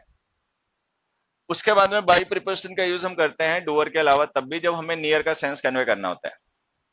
He was standing by the road, by the car, ठीक है। तो जैसे हमने बाई द कार लिखा तो बाई का मतलब नियर हो जाता है। ये जो कल हम प्रीपोजिशन पढ़ रहे थे बिसाइड, जिसका मतलब पढ़ रहे थे कि by by the side of near, ये प्रीपोजिशन ऐसे होती है बाई प्लस साइड। ये कंपाउंड प्रिपरेशन होती है, इन दोनों वर्ड को मिलकर बन जाती है। मतलब बिसाइड जो प्रिपरेशन होती है बाई प्लस साइड होती है, तो ये बाई का मतलब नियर ही होता है, बिसाइड का मतलब होता है by the side of something, near the side of something, ठीक है। तो ये ध्यान रखना, इसको हम प्लेस के पॉइंट्स को भी रेफर करने के लिए यूज कर लेते हैं बाई को, तब इसका मतलब नियर हो जाता है। उसके अलावा बाई प्रिपरेशन का यूज हम तब भी करते हैं जब हमें डिग्रीज रेफर करनी होती है, ठीक है। मैथ्स वगैरह तुम लोग पढ़ते हो, उसमें ऐसे काफी यूजेस होते होंगे, the increase the price by 5%, ठीक है। और ये सब डिग्रीज के लिए हम इसका यूज कर लेते हैं, बाई 20%, बाई 30%। एक इंग्लिश में काफी फेमस इडियम होता है बाई एंड बाई, एक होता है बाई एंड फार, होते हैं। बाई एंड बाई का मतलब क्या होता है? ग्रेजुअली। अब ये देखो ग्रेजुअली एडवर्ब ऑफ डिग्री है, तो यहाँ पे जो बाई प्रिपरेशन है ना वो डिग्री रेफर कर रही है, ठीक है। या जैसे हमने लिखा बाई एंड फार, इसका मतलब क्या होता है? इसका मतलब होता है सब्सटेंशियल, सब्सटेंशियल या सब्सटेंशियली, अच्छा खासा, ठीक है। ये भी डिग्री है, ये सारे एडवर्ब ऑफ डिग्री होते हैं।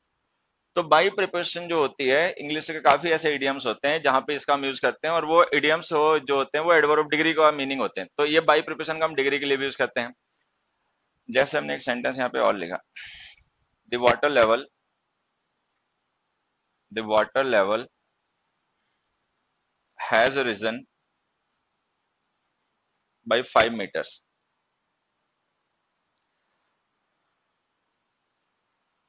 अब देखो, जब भी कोई चीज जो होती है घटती है या बढ़ती है, तो उसमें जो चेंज होता है उसके घटने या बढ़ने का, मान लो कोई चीज में इंक्रीज हुई है या किसी चीज में कोई डिक्रीज हुई है, तो डिक्रीज या इंक्रीज जो होती है ना उसको क्वांटिफाई किया जाता है डिग्रीज में। उसके लिए हमें प्रिपरेशन बाई लिखनी पड़ती है, ठीक है। तो बाई प्रिपरेशन जो होती है डिग्रीज की प्रिपरेशन होती है। एनी काइंड ऑफ इंक्रीज या डिक्रीज जो होती है वो डिग्रीज में मेजर की जाती है, तो उसके लिए बाई का यूज क्या करो। अब जैसे वाटर लेवल बढ़ गया, कितना बढ़ गया अब ये बताने के लिए हमने 5 meters लिखा, तो ये डिग्री है, 5 meters जो है वो इंक्रीज की डिग्री है, तो इसके साथ हमने प्रिपरेशन लिख दी बाई। तो बाई प्रिपरेशन का यूज डिग्रीज के लिए क्या करो, ठीक है। उसके बाद में इसका यूज हम टाइम के लिए भी कर लेते हैं, बाई प्रिपरेशन का यूज करते हैं टाइम के पॉइंट्स को रेफर करने के लिए, तब इसका मतलब टिल हो जाता है। और इसको एक एग्जांपल से समझना,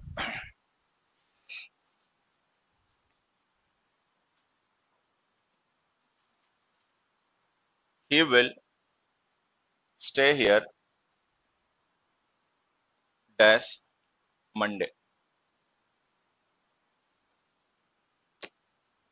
he will return here dash Monday, he will stay here dash Monday, he will return here by Monday. अब देखो ये जो दोनों ब्लैंक्स हमें फिल करने हैं ना, इनके लिए हमारे पास ऑप्शन है बाई और टिल।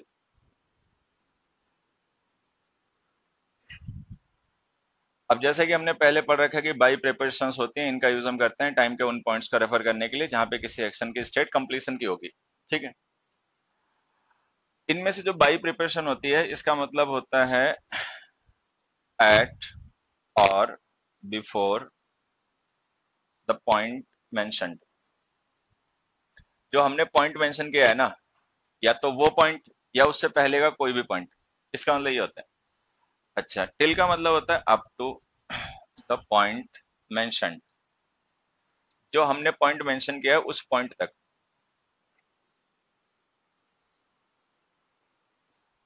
तो जब हम बाई प्रिपरेशन लिखते हैं और टिल प्रिपरेशन लिखते हैं, तो इन प्रिपरेशंस के मीनिंग में ये डिफरेंसेस होते हैं।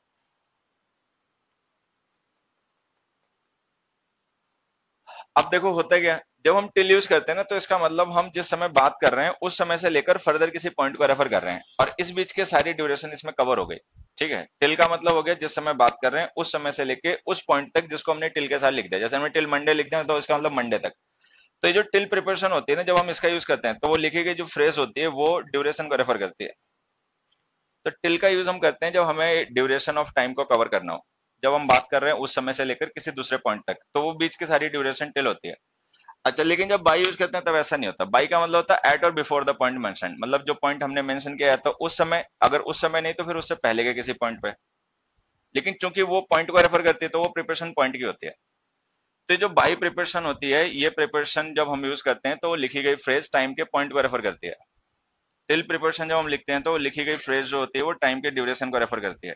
ये डिफरेंस याद रखना।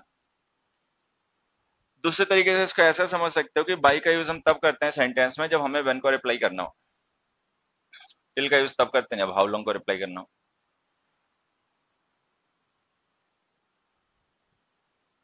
सो we can express time in two ways, इधर इन पॉइंट्स और इन ड्यूरेशन। ठीक है, तो कंप्लीशन हम ड्यूरेशन से भी रिलेट कर सकते हैं, पॉइंट से भी रिलेट कर सकते हैं। ड्यूरेशन से रिलेट करना है तो टिल लिखना, पॉइंट से रिलेट करना है तो बाई लिखना। सेंटेंस में व्हेन को रिप्लाई करना है तो बाई लिखना, हाउ लॉन्ग को रिप्लाई करना है तो टिल लिखना।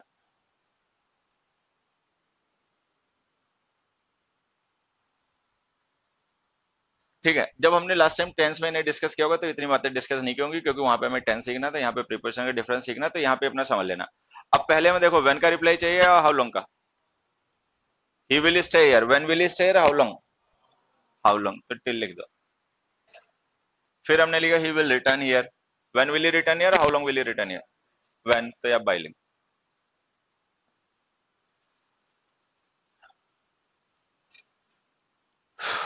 तो जब हम बाई का यूज करते हैं टाइम को रेफर करने के लिए, तो बाई और टिल का ये डिफरेंस अपना याद रखना। उसके बाद में बाई प्रिपोजिशन का यूज हम करते हैं किसी काम के साथ में तब जब हमें मैनर उसका डिस्क्राइब करना हो कि उसको किस तरीके से किया गया। जैसे कि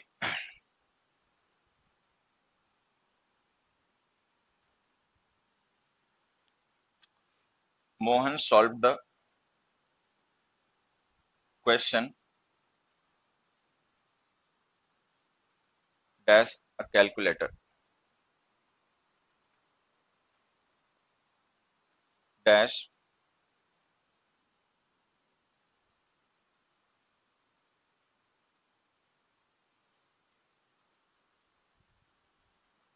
using a calculator.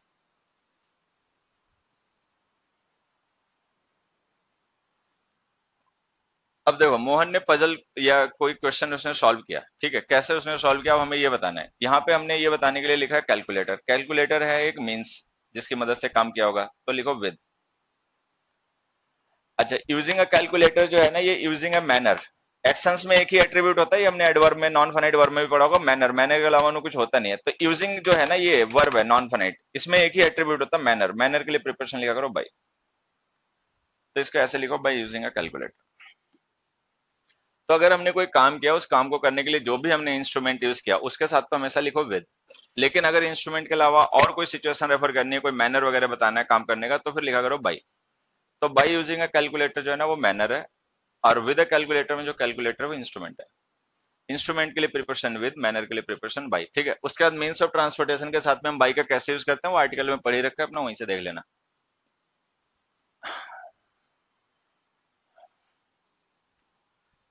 Hey Ram.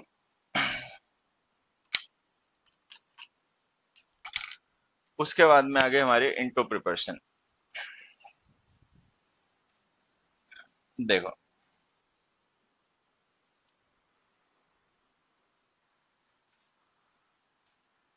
The man jumped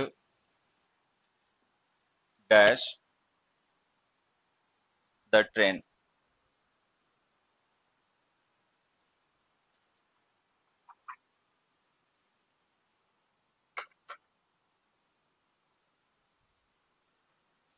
अब देखो, मान लो ये ट्रेन है, ऐसे कुछ भी है, ये ट्रेन का एक कोच है, ठीक है, इसके आगे और भी है, पीछे भी और भी है।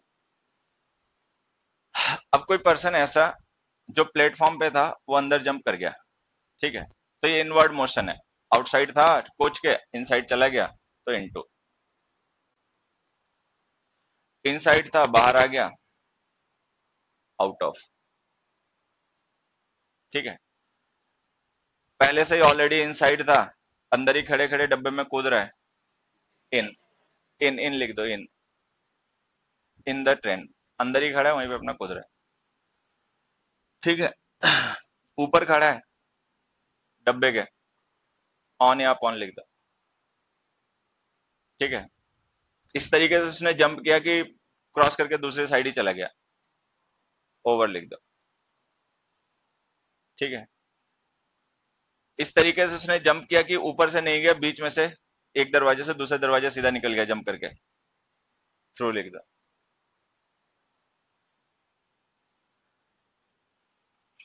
ठीक है। हेलीकॉप्टर से कूदा सीधा ऊपर आ गया, अपॉन लिख दो, ठीक है। मतलब दैट डिपेंड्स कि वो मोशन कहां से किस डायरेक्शन से हुआ, मतलब ये ज्योमेट्री से क्लियर हो जाता है, ठीक है। तो into, out of, in, on, over, through, upon, all are possible, ठीक है। मान लो ट्रेन मूविंग थी, ट्रेन मूव कर रही थी और ट्रेन के साथ वो पर्सन भी मूव कर रहा था, मूविंग ट्रेन से ही जंप मार गया, ऑफ लिख दो। मान लो ट्रेन खड़ी थी, मूव नहीं कर रही थी और फिर उससे कूद गया ऊपर से कहीं से भी, तो फ्रॉम लिख दो। स्टैटिक ट्रेन थी तो फ्रॉम लिख दो, मूविंग ट्रेन थी तो ऑफ लिख दो। सो इट डिपेंड्स, प्रीपोजिशन कभी फिक्स नहीं होती हैं, ये बहुत मतलब चीजें होती हैं, फैक्टर्स होते हैं जो प्रिपरेशन को अफेक्ट कर जाते हैं, तो वो depending on the different context, place, person, time के हिसाब से प्रिपरेशन बदलती ही रहती है। The man jumped into the train, out of train, in train, on train, over train, through train, upon train, of train, from train, सब सही है, but लेकिन वो सब अलग अलग कॉन्टेक्स्ट है। तो अगर कोई इनवर्ड मोशन है, मतलब इनसाइड, ऐसे मान लो कोई एक ऑब्जेक्ट है थ्री डायमेंशनल और उसके अंदर से कोई चीज बाहर आ रही है, ठीक है, तब तो आउट ऑफ, लेकिन अगर वापस जा रही है तो इनटू। अगर ऑलरेडी पहले से ही वही है, ठीक है, कोई मोशन, मतलब मोशन हो रहा है लेकिन बाउंड्री के अंदर हो रहा है, तो फिर इन, ऐसे। तो इनवर्ड मूवमेंट के लिए ये लिखा करो, उसके बाद में ट्रांसफॉर्मेशन के लिए इनटू लिखा करो। ट्रांसफॉर्मेशन का मतलब होता है फॉर्म का चेंज हो जाना, जैसे हमने एक सेंटेंस लिखा, the magician, the magician turned the mouse dash a cat. He translated the poem dash English.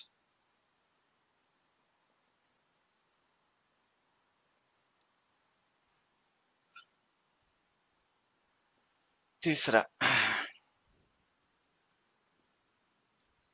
you must change this sentence dash indirect narration.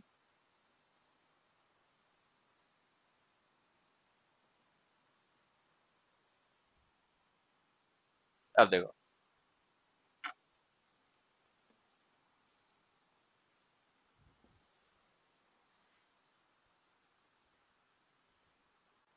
अब जैसे हमने सेंटेंस लिखा है ना, the magician turned the mouse dash a cat, तो mouse से cat बन जाना है, कैट से माउस बन जाना है, फिजिकल फॉर्म का चेंज है, चेंज किसी का भी हो, इनटू ट्रांसफॉर्मेशन है, मतलब एक फॉर्म से दूसरी फॉर्म में चेंज हो गया।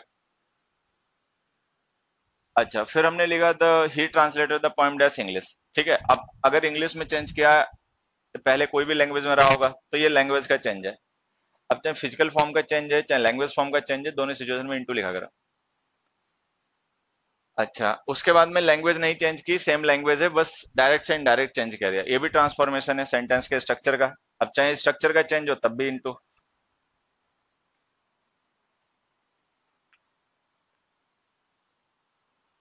सो ट्रांसफॉर्मेशन जो होते हैं उनके लिए इनटू प्रिपरेशन यूज क्या करो। ट्रांसफॉर्मेशन कौन सी स्टेट में से कोई फर्क नहीं पड़ता, स्ट्रक्चर का फॉर्म चेंज हो गया है, लैंग्वेज का फॉर्म चेंज हो गया है, फिजिकल फॉर्म चेंज हो गया है, मेंटल फॉर्म चेंज हो गया, कोई भी फॉर्म चेंज हो गया, ट्रांसफॉर्मेशन की प्रिपरेशन इनटू होती है।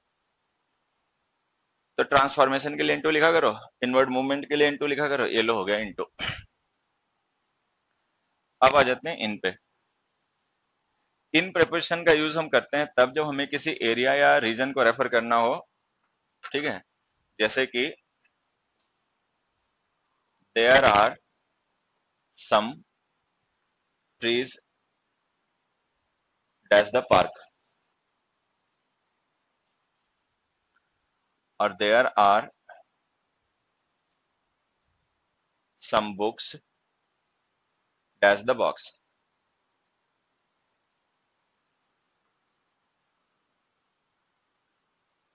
देखो इन दोनों वर्ड को एक साथ ही समझना।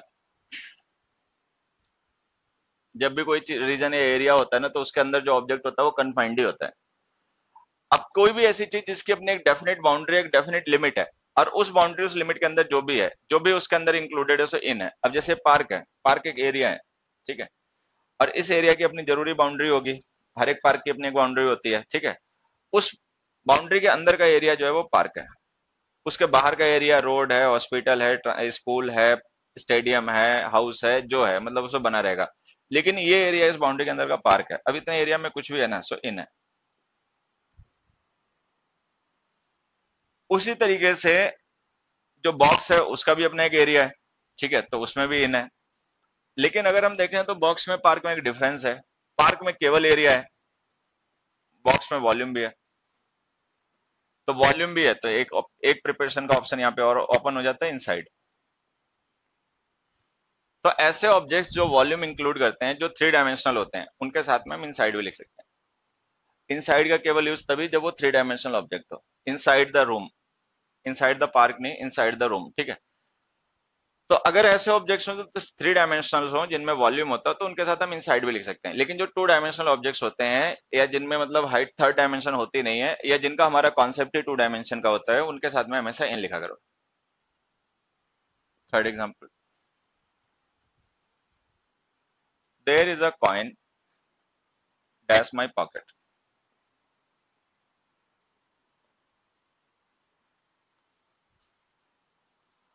अब जिस तरीके से पार्क की अपनी एक बाउंड्री है, अपनी एक लिमिट है, एक डेफिनेट एरिया है पार्क, उसी तरीके से पॉकेट भी डेफिनेट ही होता है। इसकी भी अपनी एक बाउंड्री और लिमिट ही होती है। पूरी शर्ट पॉकेट नहीं होती, पॉकेट का एक डेफिनेट एरिया होता है, जैसे मतलब शर्ट का एक डेफिनेट एरिया होता है, जिसे पॉकेट कहा जाता है, इन।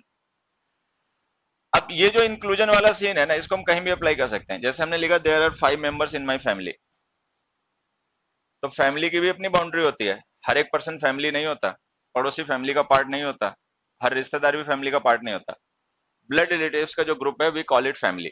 तो family is a kind of close group, उसकी भी अपनी लिमिट, बाउंड्री या दायरे हैं, तो इन आ गया। यहाँ हमने कहा there are 365 days in a year, year की भी अपनी बाउंड्री है। 365 डेज की ड्यूरेशन ईयर होती है, उससे कम भी नहीं, ज्यादा भी नहीं। तो इसकी भी अपनी एक डेफिनेट लिमिट है, डेफिनेट स्टार्टिंग है, डेफिनेट एंड है, तो उसके अंदर जो जो है सब इन है। देयर आर 29, अब तो 28 हो गए, there are 28 states in India, ठीक है। तो इंडिया की भी अपनी बाउंड्री, अपनी फिजिकल बाउंड्रीज हैं, उसकी बॉर्डर्स हैं, ठीक है, तो इन आ गया। या हमने कहा there is nothing in my mind, mind की भी, सोच की भी अपने एक दायरे हैं, ठीक है, तो उसके साथ में इन आ गया। तो जैसे हमने इन माई फैमिली लिखा, इन ईयर लिखा, इन कंट्री लिखा, इन माइंड लिखा, इन इंडिया लिखा, ये सबकी अपनी एक बाउंड्री, अपनी एक लिमिट, एक दायरा होता है। तो जो भी, इन मूवी लिख दो, छोड़ो, बुक लिख दो। मूवी जहां से शुरू होती है, जहां पे खत्म हो जाती है, एक डेफिनेट ड्यूरेशन भर की होती है, तो उसमें इन आ गया। तो कोई भी ऐसी चीज जिसकी अपनी एक डेफिनेट लिमिट है, लिमिट का मतलब कहाँ शुरू कहाँ खत्म ये डिफाइंड हो, तो उसके बीच में जो भी होता है सो इन ही होता है, ठीक है। तो कोई भी चीज जो किसी घेरे में है, किसी परिधि में है, जिसकी अपनी एक लिमिट है, एक बाउंड्री है, उसके लिए इन प्रिपरेशन का यूज किया करो। उसके बाद में आ गए स्टेट्स। स्टेट्स का मतलब होता है अवस्था, ठीक है। जैसे हमने लिखा इन चाइल्डहुड, तो इन चाइल्डहुड हमारी फिजिकल स्टेट हो गई। या हमने लिखा इन पॉवर्टी, इकोनॉमिकल स्टेट हो गई। या हमने लिखा इन डेमोक्रेसी, पॉलिटिकल स्टेट हो गई। या हमने लिखा इन स्लेवरी, सोशल स्टेट हो गई। या हमने लिखा in good health, physical state हो गई। या हमने लिखा इन कंफ्यूजन, मेंटल स्टेट हो गई। तो कोई भी ऐसा नाउन जो स्टेट को रेफर करने के लिए यूज होता है, वो स्टेट कौन से टाइप की, उससे कोई फर्क नहीं पड़ता। फिजिकल स्टेट है, सोशल स्टेट है, पॉलिटिकल स्टेट है, ठीक है, मेंटल स्टेट है, एनवायरमेंटल स्टेट है। जैसे हम यहाँ पे लिखते हैं इन स्टेटोस्फेयर, या हम लिखते हैं इन वेदर, इन क्लाइमेट। तो weather are and climate are the state of atmosphere, atmosphere की स्टेट होती है। तो weather is the name of state, climate is the name of state, ठीक है, confusion is the name of state, doubt is the name of state, slavery is the name of state. So names of states जो होती हैं, उनके साथ में in preparation लिखा करो, वो स्टेट किसके, इससे कोई फर्क नहीं पड़ता। उसके बाद में प्रिंट मीडिया जो ऑब्जेक्ट्स होते हैं, इनके साथ इन लिखा करो। इलेक्ट्रॉनिक मीडिया के साथ में ऑन लिखा करो। जैसे मान लो हमने यहाँ पे एक सेंटेंस लिखा, आई सॉ द मैन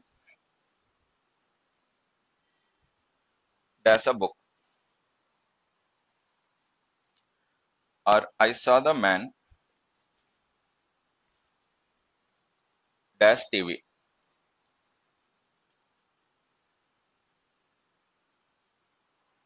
अब जो बुक है ये प्रिंट मीडिया है, मतलब प्रिंट मीडिया का मीन्स है। टीवी है इलेक्ट्रॉनिक मीडिया का। अच्छा, इलेक्ट्रॉनिक मीडिया जो होता है वो उसका कोई लिमिट होती नहीं है, ठीक है। वो एक लीनियर ऑब्जेक्ट होता है, वो उसका आदि अंत किसी को पता नहीं होता, तो उसकी कोई डेफिनेट बाउंड्री लिमिट होती नहीं, तो इन यूज करने से रहे ऑन लिख दो। अच्छा, बुक की तो लिमिट होती है पहले पेज से लास्ट पेज तक, ठीक है, तो उसके बीच में जो भी है सो इन है। तो जो प्रिंट मीडिया ऑब्जेक्ट्स होते हैं इनके साथ में इन लिखा करो, इलेक्ट्रॉनिक मीडिया के साथ ऑन लिखा करो। उनकी कोई लिमिट नहीं होती, इनकी अपनी लिमिट होती है। क्योंकि इनकी लिमिट होती तो इनके साथ इन लिख लेंगे, उनकी लिमिट होती नहीं तो इन लिख नहीं पाओगे। तो इन प्रिपरेशन तभी यूज कर सकते हैं जब किसी चीज की डेफिनेट बाउंड्री है, डेफिनेट लिमिट हो। बुक है, नॉवेल है, न्यूज़पेपर है, ठीक है, उनकी अपनी बाउंड्री होती है। टीवी है, यूट्यूब है, फेसबुक है, ट्विटर है, इंस्टाग्राम है, इंटरनेट है, ठीक है, इनके सबके साथ ऑन लिखा करो। फिर उसके बाद में इन प्रिपरेशन का यूज हम तब भी कर लेते हैं जब कभी हमें रेफर करना होता है सीजन, मंथ्स या ईयर्स को।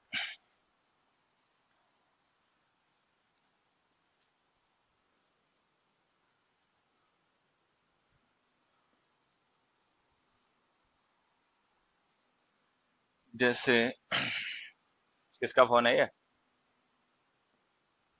जैसे हमने लिखा they will call on him in next अक्टूबर।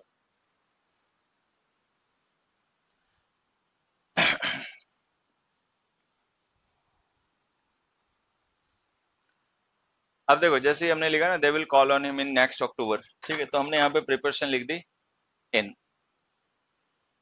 खैर, अब इसको देखो दो तरीके से समझ लेना। एक तो बड़ा आसान तरीका है, हमने पहले कभी ना कभी पढ़ा होगा, जब हम नेक्स्ट अक्टूबर लिख देते हैं तो ये पॉइंट होता है।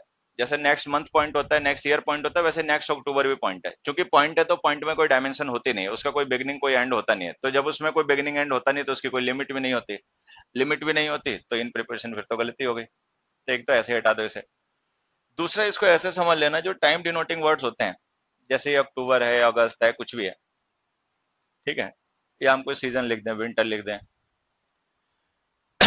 या हम मंथ ही लिख दें, जनरिक वर्ड यूज कर लें, month, year, season, week, day use कर लें जनरिक वर्ड, या स्पेसिफिक वर्ड लिख दें, मंडे, संडे, कुछ भी, डिकेड, सेंचुरी। अभी जितने वर्ड्स हमने लिखे ना, ये सब टाइम को रेफर करने वाले वर्ड्स हैं, मतलब ये सब टाइम के नाउंस हैं, ठीक है, या तो नाउंस हैं या एडवर्ब्स हैं, लेकिन सब टाइम के लिए यूज होते हैं, ठीक है। अगर हम इनके साथ में कभी भी this, that, next, last, every लिख दें, तो ये एडवर्ब फ्रेजेस बनती हैं टाइम की, और फिर इनके साथ में प्रिपरेशन अवॉइड किया करो। तब इनके साथ में कोई प्रिपरेशन नहीं यूज करना, ऐसे।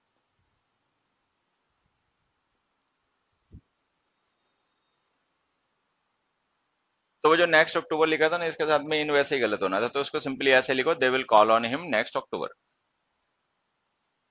दे will call on him next October.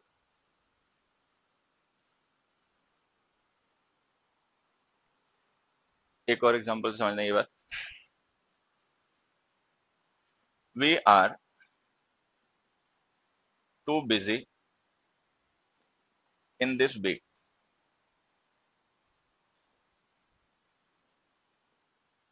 He goes to that city on every Friday. अब जैसे हमने ये लिख दिया, he goes to that city on every Friday and we are too busy in this week।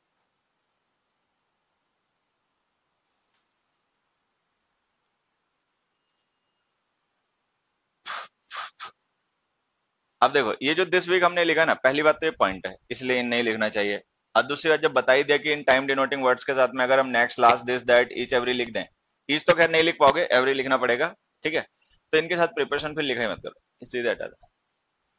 So he goes to that city every Friday, we are too busy this week, ठीक है। एक और एग्जांपल देखो, fourth, they had a party here, they had a party here in the last week.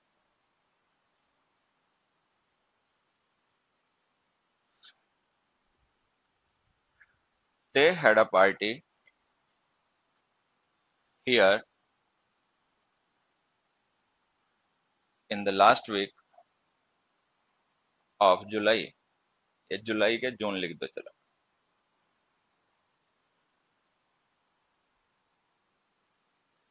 They had a party here in the last week and they had a party here in the last week of June.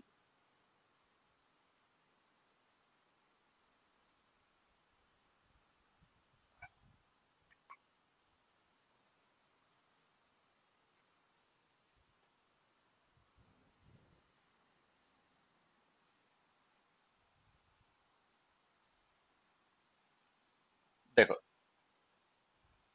जैसे हमारी एक time line हो गई, ठीक है, और इस पे कुछ पॉइंट्स हो गए. एक तो ये हमारा प्रेजेंट का ही पॉइंट हो गया, एक इससे पहले के पॉइंट हो गए, बाद में भी हो गए कुछ. अब ये पॉइंट कुछ भी मान लो, कुछ भी का मतलब चाहे इन्हें आवर मान लो, चाहे डे मान लो, चाहे ईयर मान लो, चाहे सीजन मान लो, चाहे वीक मान लो, चाहे डिकेड मान लो, चाहे सेंचुरी मान लो, चाहे मिलेनियम मान लो, कोई फर्क नहीं पड़ता. अब क्योंकि हम वीक की बात कर रहे हैं तो हम इन्हें वीक मान लेते हैं. ये हो गया हमारा प्रेजेंट वीक, इसके आगे के सारे हो गए फ्यूचर, और इससे पहले के सारे हो गए पास्ट. अब अगर हमें जो इससे प्रीसीडिंग वीक है उसे रेफर करना हो तो उसके लिए हम जो एक्सप्रेशन यूज करेंगे वो या तो होगा दैट वीक या होगा लास्ट वीक. ये अच्छा, अगले को रेफर करना है, फॉलोइंग को, तो उसके लिए या तो हम यूज करेंगे दैट वीक या हम यूज करेंगे नेक्स्ट वीक, ऐसे. ठीक है. अच्छा, अगर इसी को रेफर करना हो जो अभी हमारा है तो इसके लिए हम यूज करेंगे दिस वीक. तो ये एक्सप्रेशंस होंगे जिनके थ्रू हम इन पॉइंट्स को रेफर करेंगे. जो एग्जिस्टिंग पॉइंट होगा उसके लिए दिस यूज हो जाएगा, फिर वो चाहे दिस वीक हो, चाहे दिस मंथ हो, चाहे दिस ईयर हो, चाहे दिस डे हो, चाहे दिस सेंचुरी हो. प्रीसीडिंग है दैट यूज हो जाएगा, लास्ट यूज हो जाएगा, फॉलोइंग है दैट यूज हो जाएगा, नेक्स्ट यूज हो जाएगा. अच्छा, अगर मान लो हमें किसी पर्टिकुलर को नहीं, इन सारे पॉइंट्स को रेफर करना है इन जनरल, तो फिर एवरी लिख दो. जनरल में सबको रेफर करना हो तो एवरी एनी, ऑल, ऑल तो खैर नहीं, एवरी एनी इनका यूज क्या करो, तो हम लिख देंगे एवरी वीक. एवरी का मतलब ये सारे पॉइंट्स इंक्लूडेड हैं इसमें, लेकिन ये है सब पॉइंट, ये ध्यान रखना. ठीक है. तो ये जो हमने लिखा है ना इन द लास्ट वीक, इसमें और इसमें अगर हम डिफरेंस देखें तो इन द लास्ट वीक का मतलब है प्रीसीडिंग वीक. ठीक है, प्रीवियस. अब प्रीवियस वीक को रेफर कर रहे हो तो इन प्रिपरेशन हटा लो, एक चीज. दूसरी बात अगर तब तक ध्यान रहेगी तो हमने आर्टिकल में पढ़ा था कि जब हम द लास्ट लिखते हैं तो ड्यूरेशन होती है, पॉइंट नहीं होता. और ड्यूरेशन का यूज हमें तब करना पड़ता है जब हमें हाउ लॉन्ग का रिप्लाई करना हो. हमें यहाँ पे व्हेन का रिप्लाई करना है, तो द भी हटाओ, इन भी हटाओ, सिंपली ऐसे लिखो they had a party here last week. Last का मतलब द प्रीसीडिंग. अच्छा, वो जो हमने लास्ट लिखा है वो प्रीसीडिंग नहीं है उसका मतलब, और प्रीवियस भी नहीं है उसका मतलब. उस लास्ट का मतलब है at the end of the series, किसी सीरीज का लास्ट वाला. ठीक है. तो ये इन भी सही हो गया, और चूंकि वो डेफिनेट वीक है जून का लास्ट वाला, तो ये द भी सही हो गया. तो जो हमने बाद वाला सेंटेंस लिखा वो सही है, they had a party here in the last week of June, और वो वाला गलत है. तो अगर हमें प्रीवियस और फॉलोइंग को रेफर करना हो तो ना तो इनके साथ आर्टिकल लिखा करो, पॉइंट्स के साथ में आर्टिकल नहीं लिखते, जब हम पॉइंट द लिख देते हैं तो फिर वो ड्यूरेशन बन जाता है, और प्रिपरेशन तो नहीं लिखनी है. ठीक है. उसके बाद में जो सीजन है इनके नाम के साथ इन लिखा करो, मंथ्स के नाम के साथ में इन लिखा करो, ईयर्स के नेम के साथ में इन लिखा करो, अगर ये सिचुएशन ये वाली ना हो जो समझा दी गई है तो. उसके बाद में आगे इवनिंग, मॉर्निंग, आफ्टरनून, नाइट. ठीक है. जैसे हमने लिखा we often go there in Friday evenings,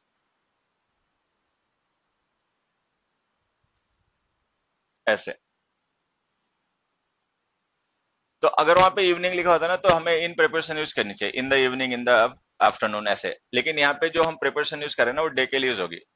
evening is the part of the day, तो इसमें जो क्यूमुलेटिव वर्ड बनेगा ना वो डे बन जाएगा, क्योंकि इवनिंग मॉर्निंग सब इसके पार्ट हो जाते हैं. तो यहाँ पे जो प्रिपरेशन यूज करनी पड़ेगी वो इसके लिए यूज करनी पड़ेगी, क्योंकि बिगर टाइम है, वो इसका इंक्लूजन है. तो टोटल ये है वो इसका इंक्लूजन है, तो जो प्रिपरेशन यूज होगी वो डे के अकॉर्डिंग यूज होगी, डे के अकॉर्डिंग इन नहीं ऑन यूज होता है. तो अगर हम मॉर्निंग, इवनिंग, आफ्टरनून के साथ प्रिपरेशन लिखे तो इन लिखा करो, लेकिन इन केस अगर कभी उसके साथ में डे नेम लिखा हो जैसे कि यहाँ पे लिखा है तो प्रिपरेशन ऑन लिखा करो. उसके बाद में आ गया नाइट. अब हमने पढ़ा कि नाइट के साथ में एट भी आता है, इन भी आता है. ये अपना समझ लेना क्या कहानी है. some animals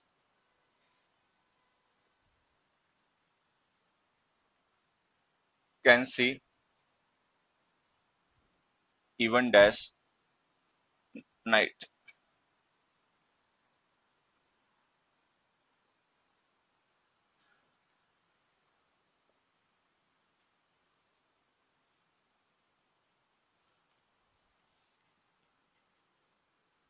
Some animals escaped dash the night. See, they went to see the Taj dash a moonlit night. Last वाला क्वेश्चन पेपर में आया, they went to see the Taj dash a moonlit night. Moonlit night का मतलब जिस दिन चांद पूरा खिला हुआ हो, चांदनी रात.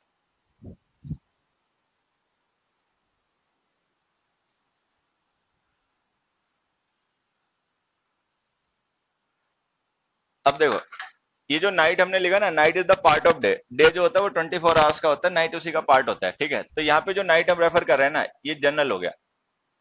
जनरल का मतलब कोई स्पेसिफिक नाइट नहीं, night in general. Night in general का मतलब हो गया the part of the day that has darkness. अच्छा, यहाँ पे हम द नाइट लिख रहे हैं. अगर हम द नाइट लिख रहे हैं ना, तो पहली बात तो ये स्पेसिफिक नाइट है, और इसका मतलब हमें मानना पड़ेगा कि द नाइट लिखा जा रहा है, तो इसका मतलब मानना पड़ेगा या तो वो नाइट जो निकल गई है, या फिर अगर चल रही है तो वही वाली प्रेजेंट. मतलब इसका मतलब ये मानना पड़ेगा, जैसे मान लो ये डे है, ये मंडे मान लें और ये ट्यूसडे मान लें. तो अगर बात ट्यूसडे को कही जा रही है, रिपोर्टिंग टाइम अगर ट्यूसडे है, तो नाइट का मतलब मानना पड़ेगा ये वाली नाइट जो मंडे की नाइट है. अच्छा, अगर वो ट्यूसडे अभी नहीं आया है और ये एग्जिस्टिंग नाइट हमारी चल रही है, उसी नाइट की बात हो रही है, तो भी द नाइट. तो द नाइट का मतलब या तो वो नाइट जिसमें अभी हम है, या वो नाइट जो निकल गई जस्ट जस्ट प्रिसीडिंग वाली. ठीक है, तो जब हम द नाइट लिखते हैं ना, तो ये डेफिनेट ड्यूरेशन हो जाती है. डेफिनेट का मतलब 8 बजे शुरू हुई रात को नाइट, सुबह 4 या 5 बजे तक रही. तो ये हमने इसको डिफाइन कर लिया. डिफाइन कर लिया तो प्रिपरेशन इन लिख दो. तो अगर हम किसी नाइट स्पेसिफिक को रेफर करें, तो एक्चुअली नाइट स्पेसिफिक नहीं, वो ड्यूरेशन स्पेसिफिक हो जाती है, और उसकी अपनी एक लिमिट और बाउंड्री हो जाती है. तो उसके साथ लिखा करो प्रिपरेशन इन. लेकिन जब नाइट इन जनरल को रेफर करना हो, तो लिखा करो एट. अच्छा, ये जो हमने लिखा ना मूनलिट नाइट, ये एक ओकेजन है. यहाँ पे बात नाइट की नहीं हो रही है, ये बात एक ओकेजन की, एक मौके की हो रही है, जो कभी कभी आता है महीने में 1-2 बार. ठीक है, ओकेजन के लिए प्रिपरेशन ऑन लिखा. तो ये एलडीसी के पेपर में आया, they went to see the Taj on a moonlit night. तो इसमें आ जाएगा ऑन, इसमें आ जाएगा इन, इसमें आ जाएगा एट. खैर चलो, ये नाइट वाइट हो गया. अब आ जाओ इस पे. ऑन प्रिपरेशन का यूज करते हैं तब जो हमें किसी सरफेस को रेफर करना हो. ठीक है, सरफेस का मतलब यही, जैसे we are writing on the board. ठीक है, या फिर एक है, देख ही लो. They wrote dash the board, they looked dash the board.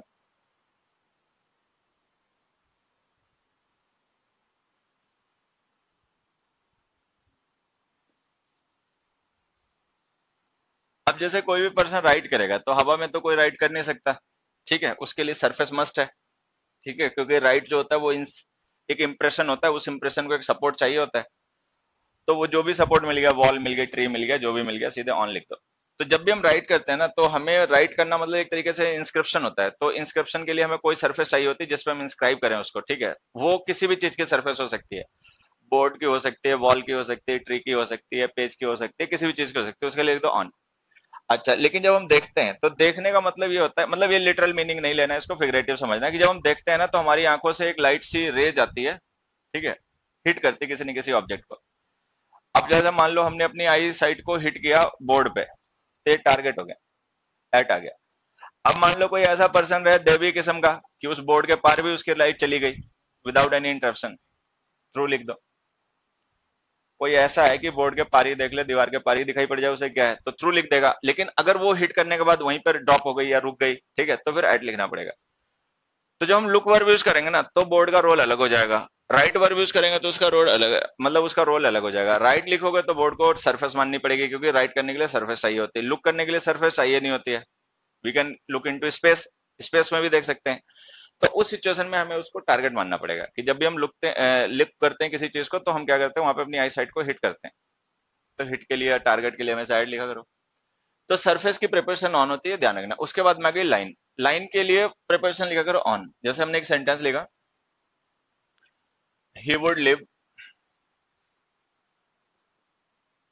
Dash ABC lane. फिर हमने लिखा he would live dash 45 ABC लेन।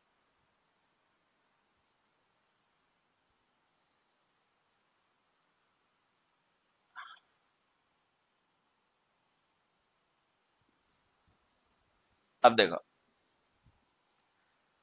मान लो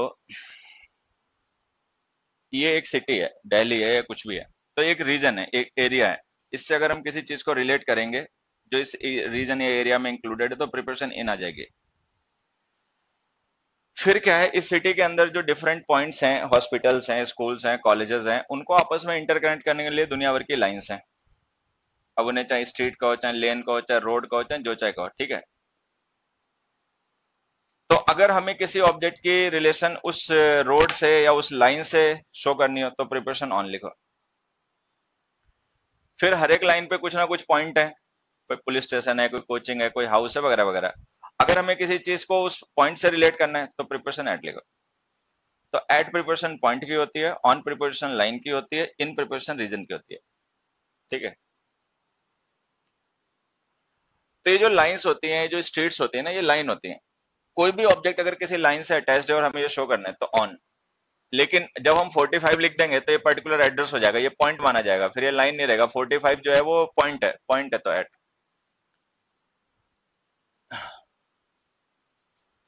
तो ऐसे ऑब्जेक्ट्स जो लाइन के थ्रू रिप्रेजेंट किए जाते हैं, उनके साथ लिखा करो on.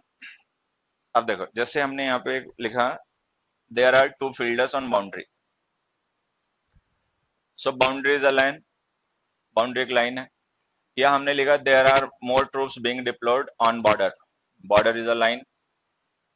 On the periphery of something, on the circumference of the circle, on the circumference of the circle.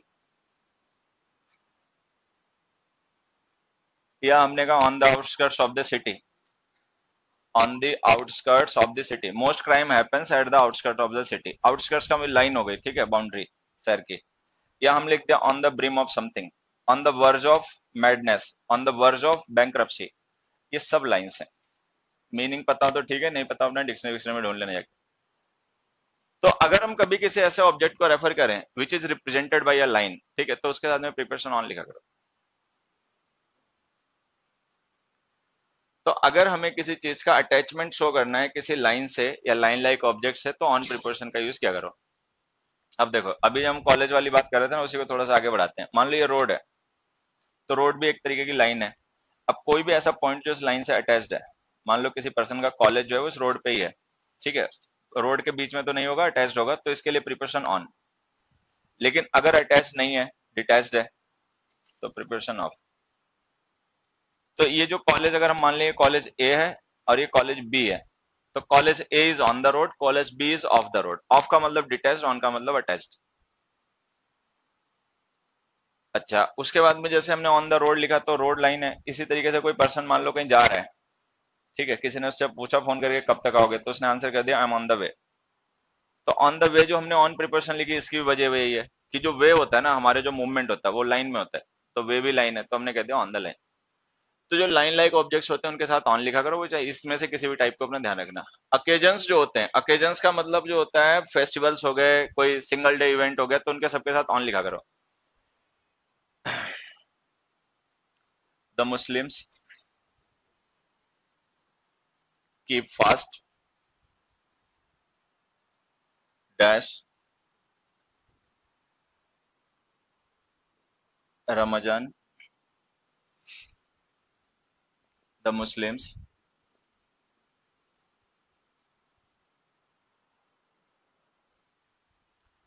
greet one another, wish one another, dash Eid.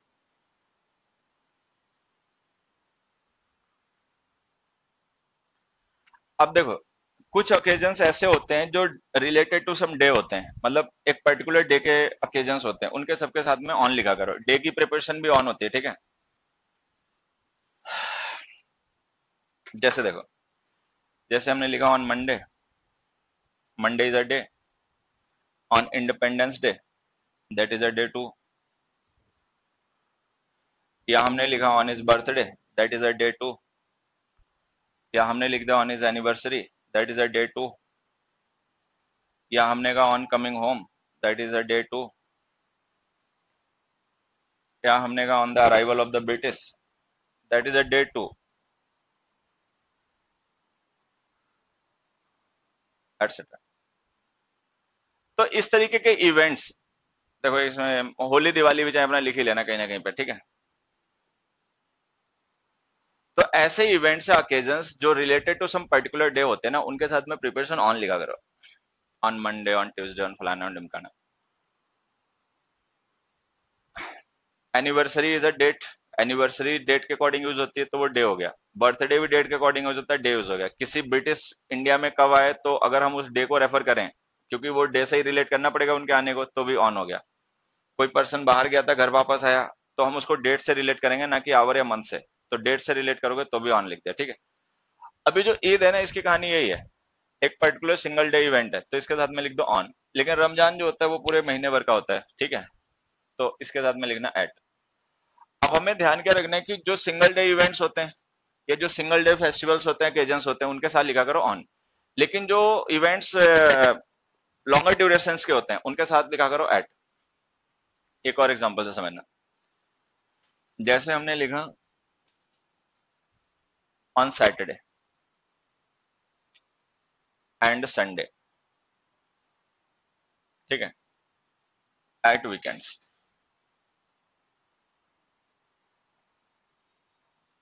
ऐसे। तो जो संडे और सैटरडे है ना, वो मिलके वीकेंड बन जाते हैं। लेकिन अगर हम सैटरडे और संडे लिखेंगे तो हमें ऑन लिखना पड़ेगा, क्योंकि ये इंडिविजुअल डेज हैं और इनकी प्रिपरेशन हमने कॉमन कर लिया है। ऐसा नहीं कि ये प्रिपरेशन के दोनों ऑब्जेक्ट हैं, ये दोनों अलग अलग।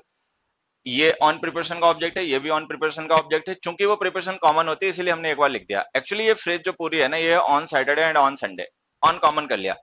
लेकिन जो वीकेंड्स है, वीकेंड है ड्यूरेशन ऑफ 2 डेज, तो इसके साथ में प्रिपरेशन आ गई एट। तो जो हम डेज नेम लिखते हैं, उनके साथ में प्रिपरेशन ऑन लिखा करो, लेकिन वीकेंड्स के साथ में प्रिपरेशन एट लिखा करो। ब्रिटिश इंग्लिश में वीकेंड की प्रिपरेशन एट होती है, अमेरिकन में ऑन यूज होता है, ऑन वन मत यूज किया करो, एट लिखा करो, ठीक है। I am quite busy at weekends, ठीक है। उसके बाद में देखो, जैसे हमने यहाँ पे लिखा dash Christmas, he return home dash Christmas, ऐसे हमने लिख दिया।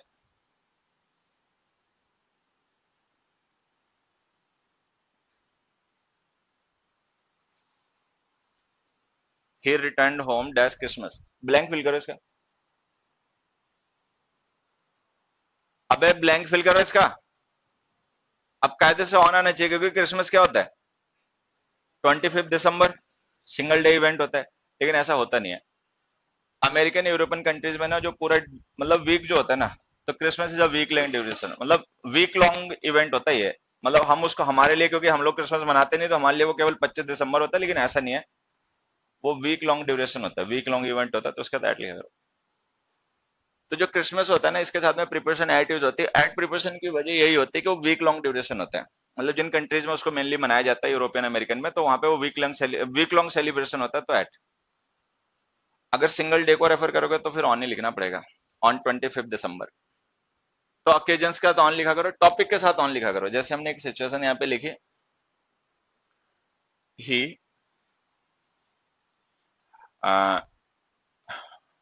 wrote a book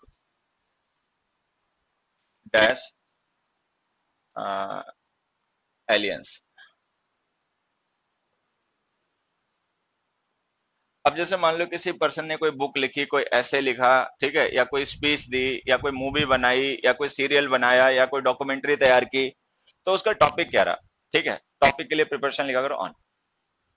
he wrote a book on aliens, तो उसका टॉपिक हो गया एलियंस। लेकिन अभी देखो हम थोड़ी देर पहले प्रिपरेशन पढ़ रहे थे अबाउट, कि अबाउट का भी यूज हम कर सकते हैं, तो अबाउट भी हम लिख सकते हैं, ऑन एलियंस, अबाउट एलियंस। अब ऑन अबाउट का डिफरेंस देखो समझना, जैसे हमने एक सेंटेंस लिखा, they have invited about 300 guests. He was wondering about the city.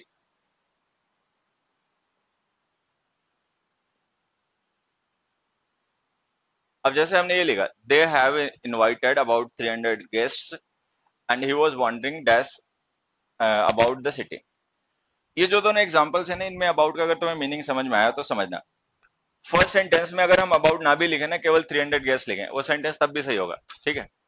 जब हम अबाउट नहीं लिखेंगे तब वो मीनिंग हो जाएगा एग्जैक्ट। अबाउट ने क्या किया, उस मीनिंग को कर दिया डाइल्यूट। डाइल्यूट कर देने का मतलब वो एग्जैक्ट नहीं रहा, या तो कम या ज्यादा, या तो 300 से कुछ कम या 300 से कुछ ज्यादा। तो अबाउट जो होता है मीनिंग को डाइल्यूट कर देता है, ठीक है, प्रिसीजन खत्म कर देता है, बात ही है।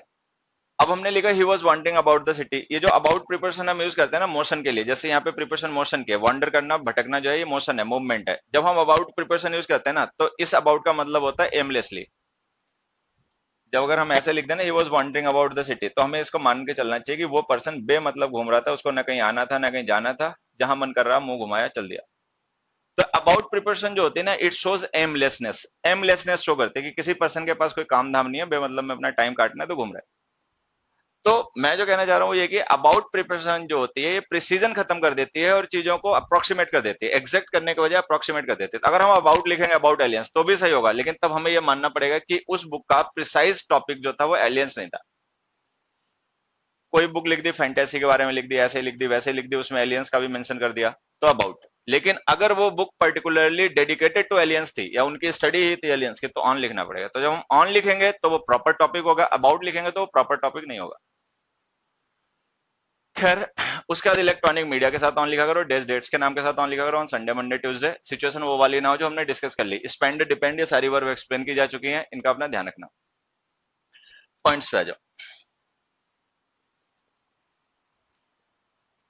ही woke up dash 5 PM, he waited dash the bus stop. अब देखो 5 PM, कल क्लास से मैसेज आया, नहीं आया तो भी ध्यान रखना कल क्लास है इसी टाइम 3 से 5। He woke up dash 5 PM, he waited dash the bus stop. अब देखो 5 PM और बस स्टॉप दोनों ही पॉइंट है, बस डिफरेंस ये है कि 5 PM पॉइंट है टाइम का, बस स्टॉप पॉइंट है स्पेस का, दोनों के साथ में ऐड।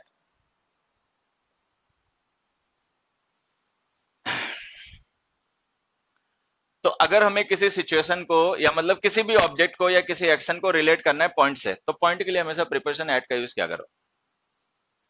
उसके बाद में गैदरिंग्स के साथ में हम ऐड का यूज करते हैं। गैदरिंग्स का मतलब देखो क्या होता है, गैदरिंग्स का मतलब होता है ऐसे पॉइंट्स जहां पे लोग गैदर होते हैं for some specific purpose. Specific purpose से मतलब समझना, दे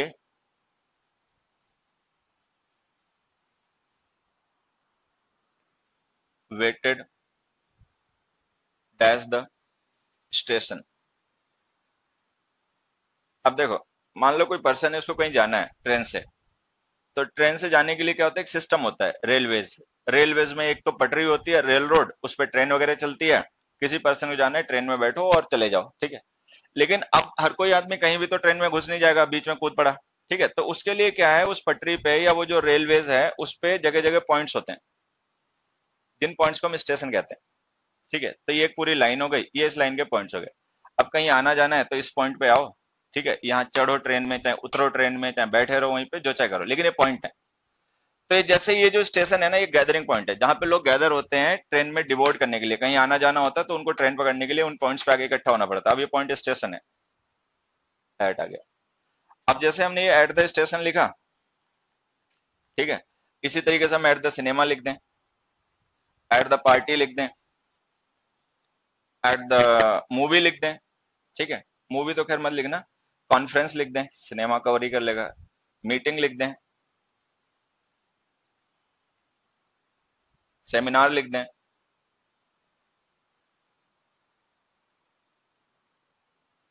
तो ऐसे गैदरिंग पॉइंट्स जहां पे लोग किसी पर्टिकुलर पर्पस की वजह से गैदर होते हैं, ठीक है, उनके साथ में ऐड लिखा करो। अब जैसे स्टेशन है, स्टेशन पे लोग गैदर होते हैं ट्रेन में चढ़ने उतरने के लिए, सिनेमा में इकट्ठे होते हैं मूवी वगैरह देखने एंजॉय करने के लिए, पार्टी में इकट्ठे होते हैं सेलिब्रेट या एंजॉय करने के लिए, ठीक है, कॉन्फ्रेंस में या सेमिनार में या मीटिंग में इकट्ठे होते हैं टू डिस्कस समथिंग। तो इन इन गैदरिंग्स के अपने स्पेसिफिक पर्पस होते हैं। तो जो भी लोग इन गैदरिंग्स पे हैं उनके लिए प्रिपरेशन ऐड का यूज क्या करो, ठीक है। फिर हमने लिखा सेमिनार वेमिनार छोड़ो, मान लो हमने यहाँ पे ऐड क्लास लिख दिया, I am at class now. तो class is the gathering of the people who want to learn, ठीक है। तो क्लास के साथ में ऐड लिख देंगे। अब मान लो हमने यहाँ पे एक सेंटेंस लिखा आई एम एट क्लास, और एक लिखा I am in the class.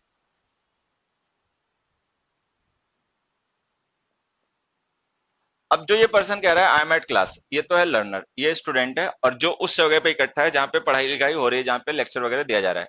I am in the class कोई ऐसा पर्सन भी कह सकता है जो स्टूडेंट नहीं हो, और ये वो भी कह सकता है कि जो क्लास, एक कॉमन एक्सप्रेशन होता है ज्यादातर जगह लोगों ने पढ़ा होगा, man at work. Man at work के बोर्ड लगे होते हैं उन जगहों पे जहां पे लोग काम वाम करना होता है, रिपेयरिंग वेयरिंग करनी होती है, जहां पे वो इकट्ठे होते हैं। So that is a point, ठीक है, मैन एट वर्क। तो एट प्रिपरेशन का यूज गैदरिंग्स के साथ क्या करो, पॉइंट्स के लिए करो। उसके साथ में एट प्रिपरेशन का यूज तब भी क्या करो जब हमें किसी टारगेट को रेफर करना हो। एक एग्जांपल अगर मुझे सही से याद हो, the bird,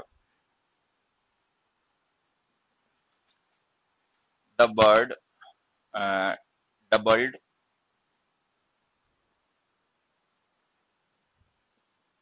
flipped its flipped या flapped its wings and charged with me. अब जैसे हमने ये लिख दिया द बर्ड डबल्ड, ये मतलब एक पेपर में आया हुआ है, ये इतना लिखोगे नेट पे तो मिल जाएगा वो क्वेश्चन, मुझे पूरा क्वेश्चन याद नहीं है, लेकिन जितने में एरर है बस उतना याद है।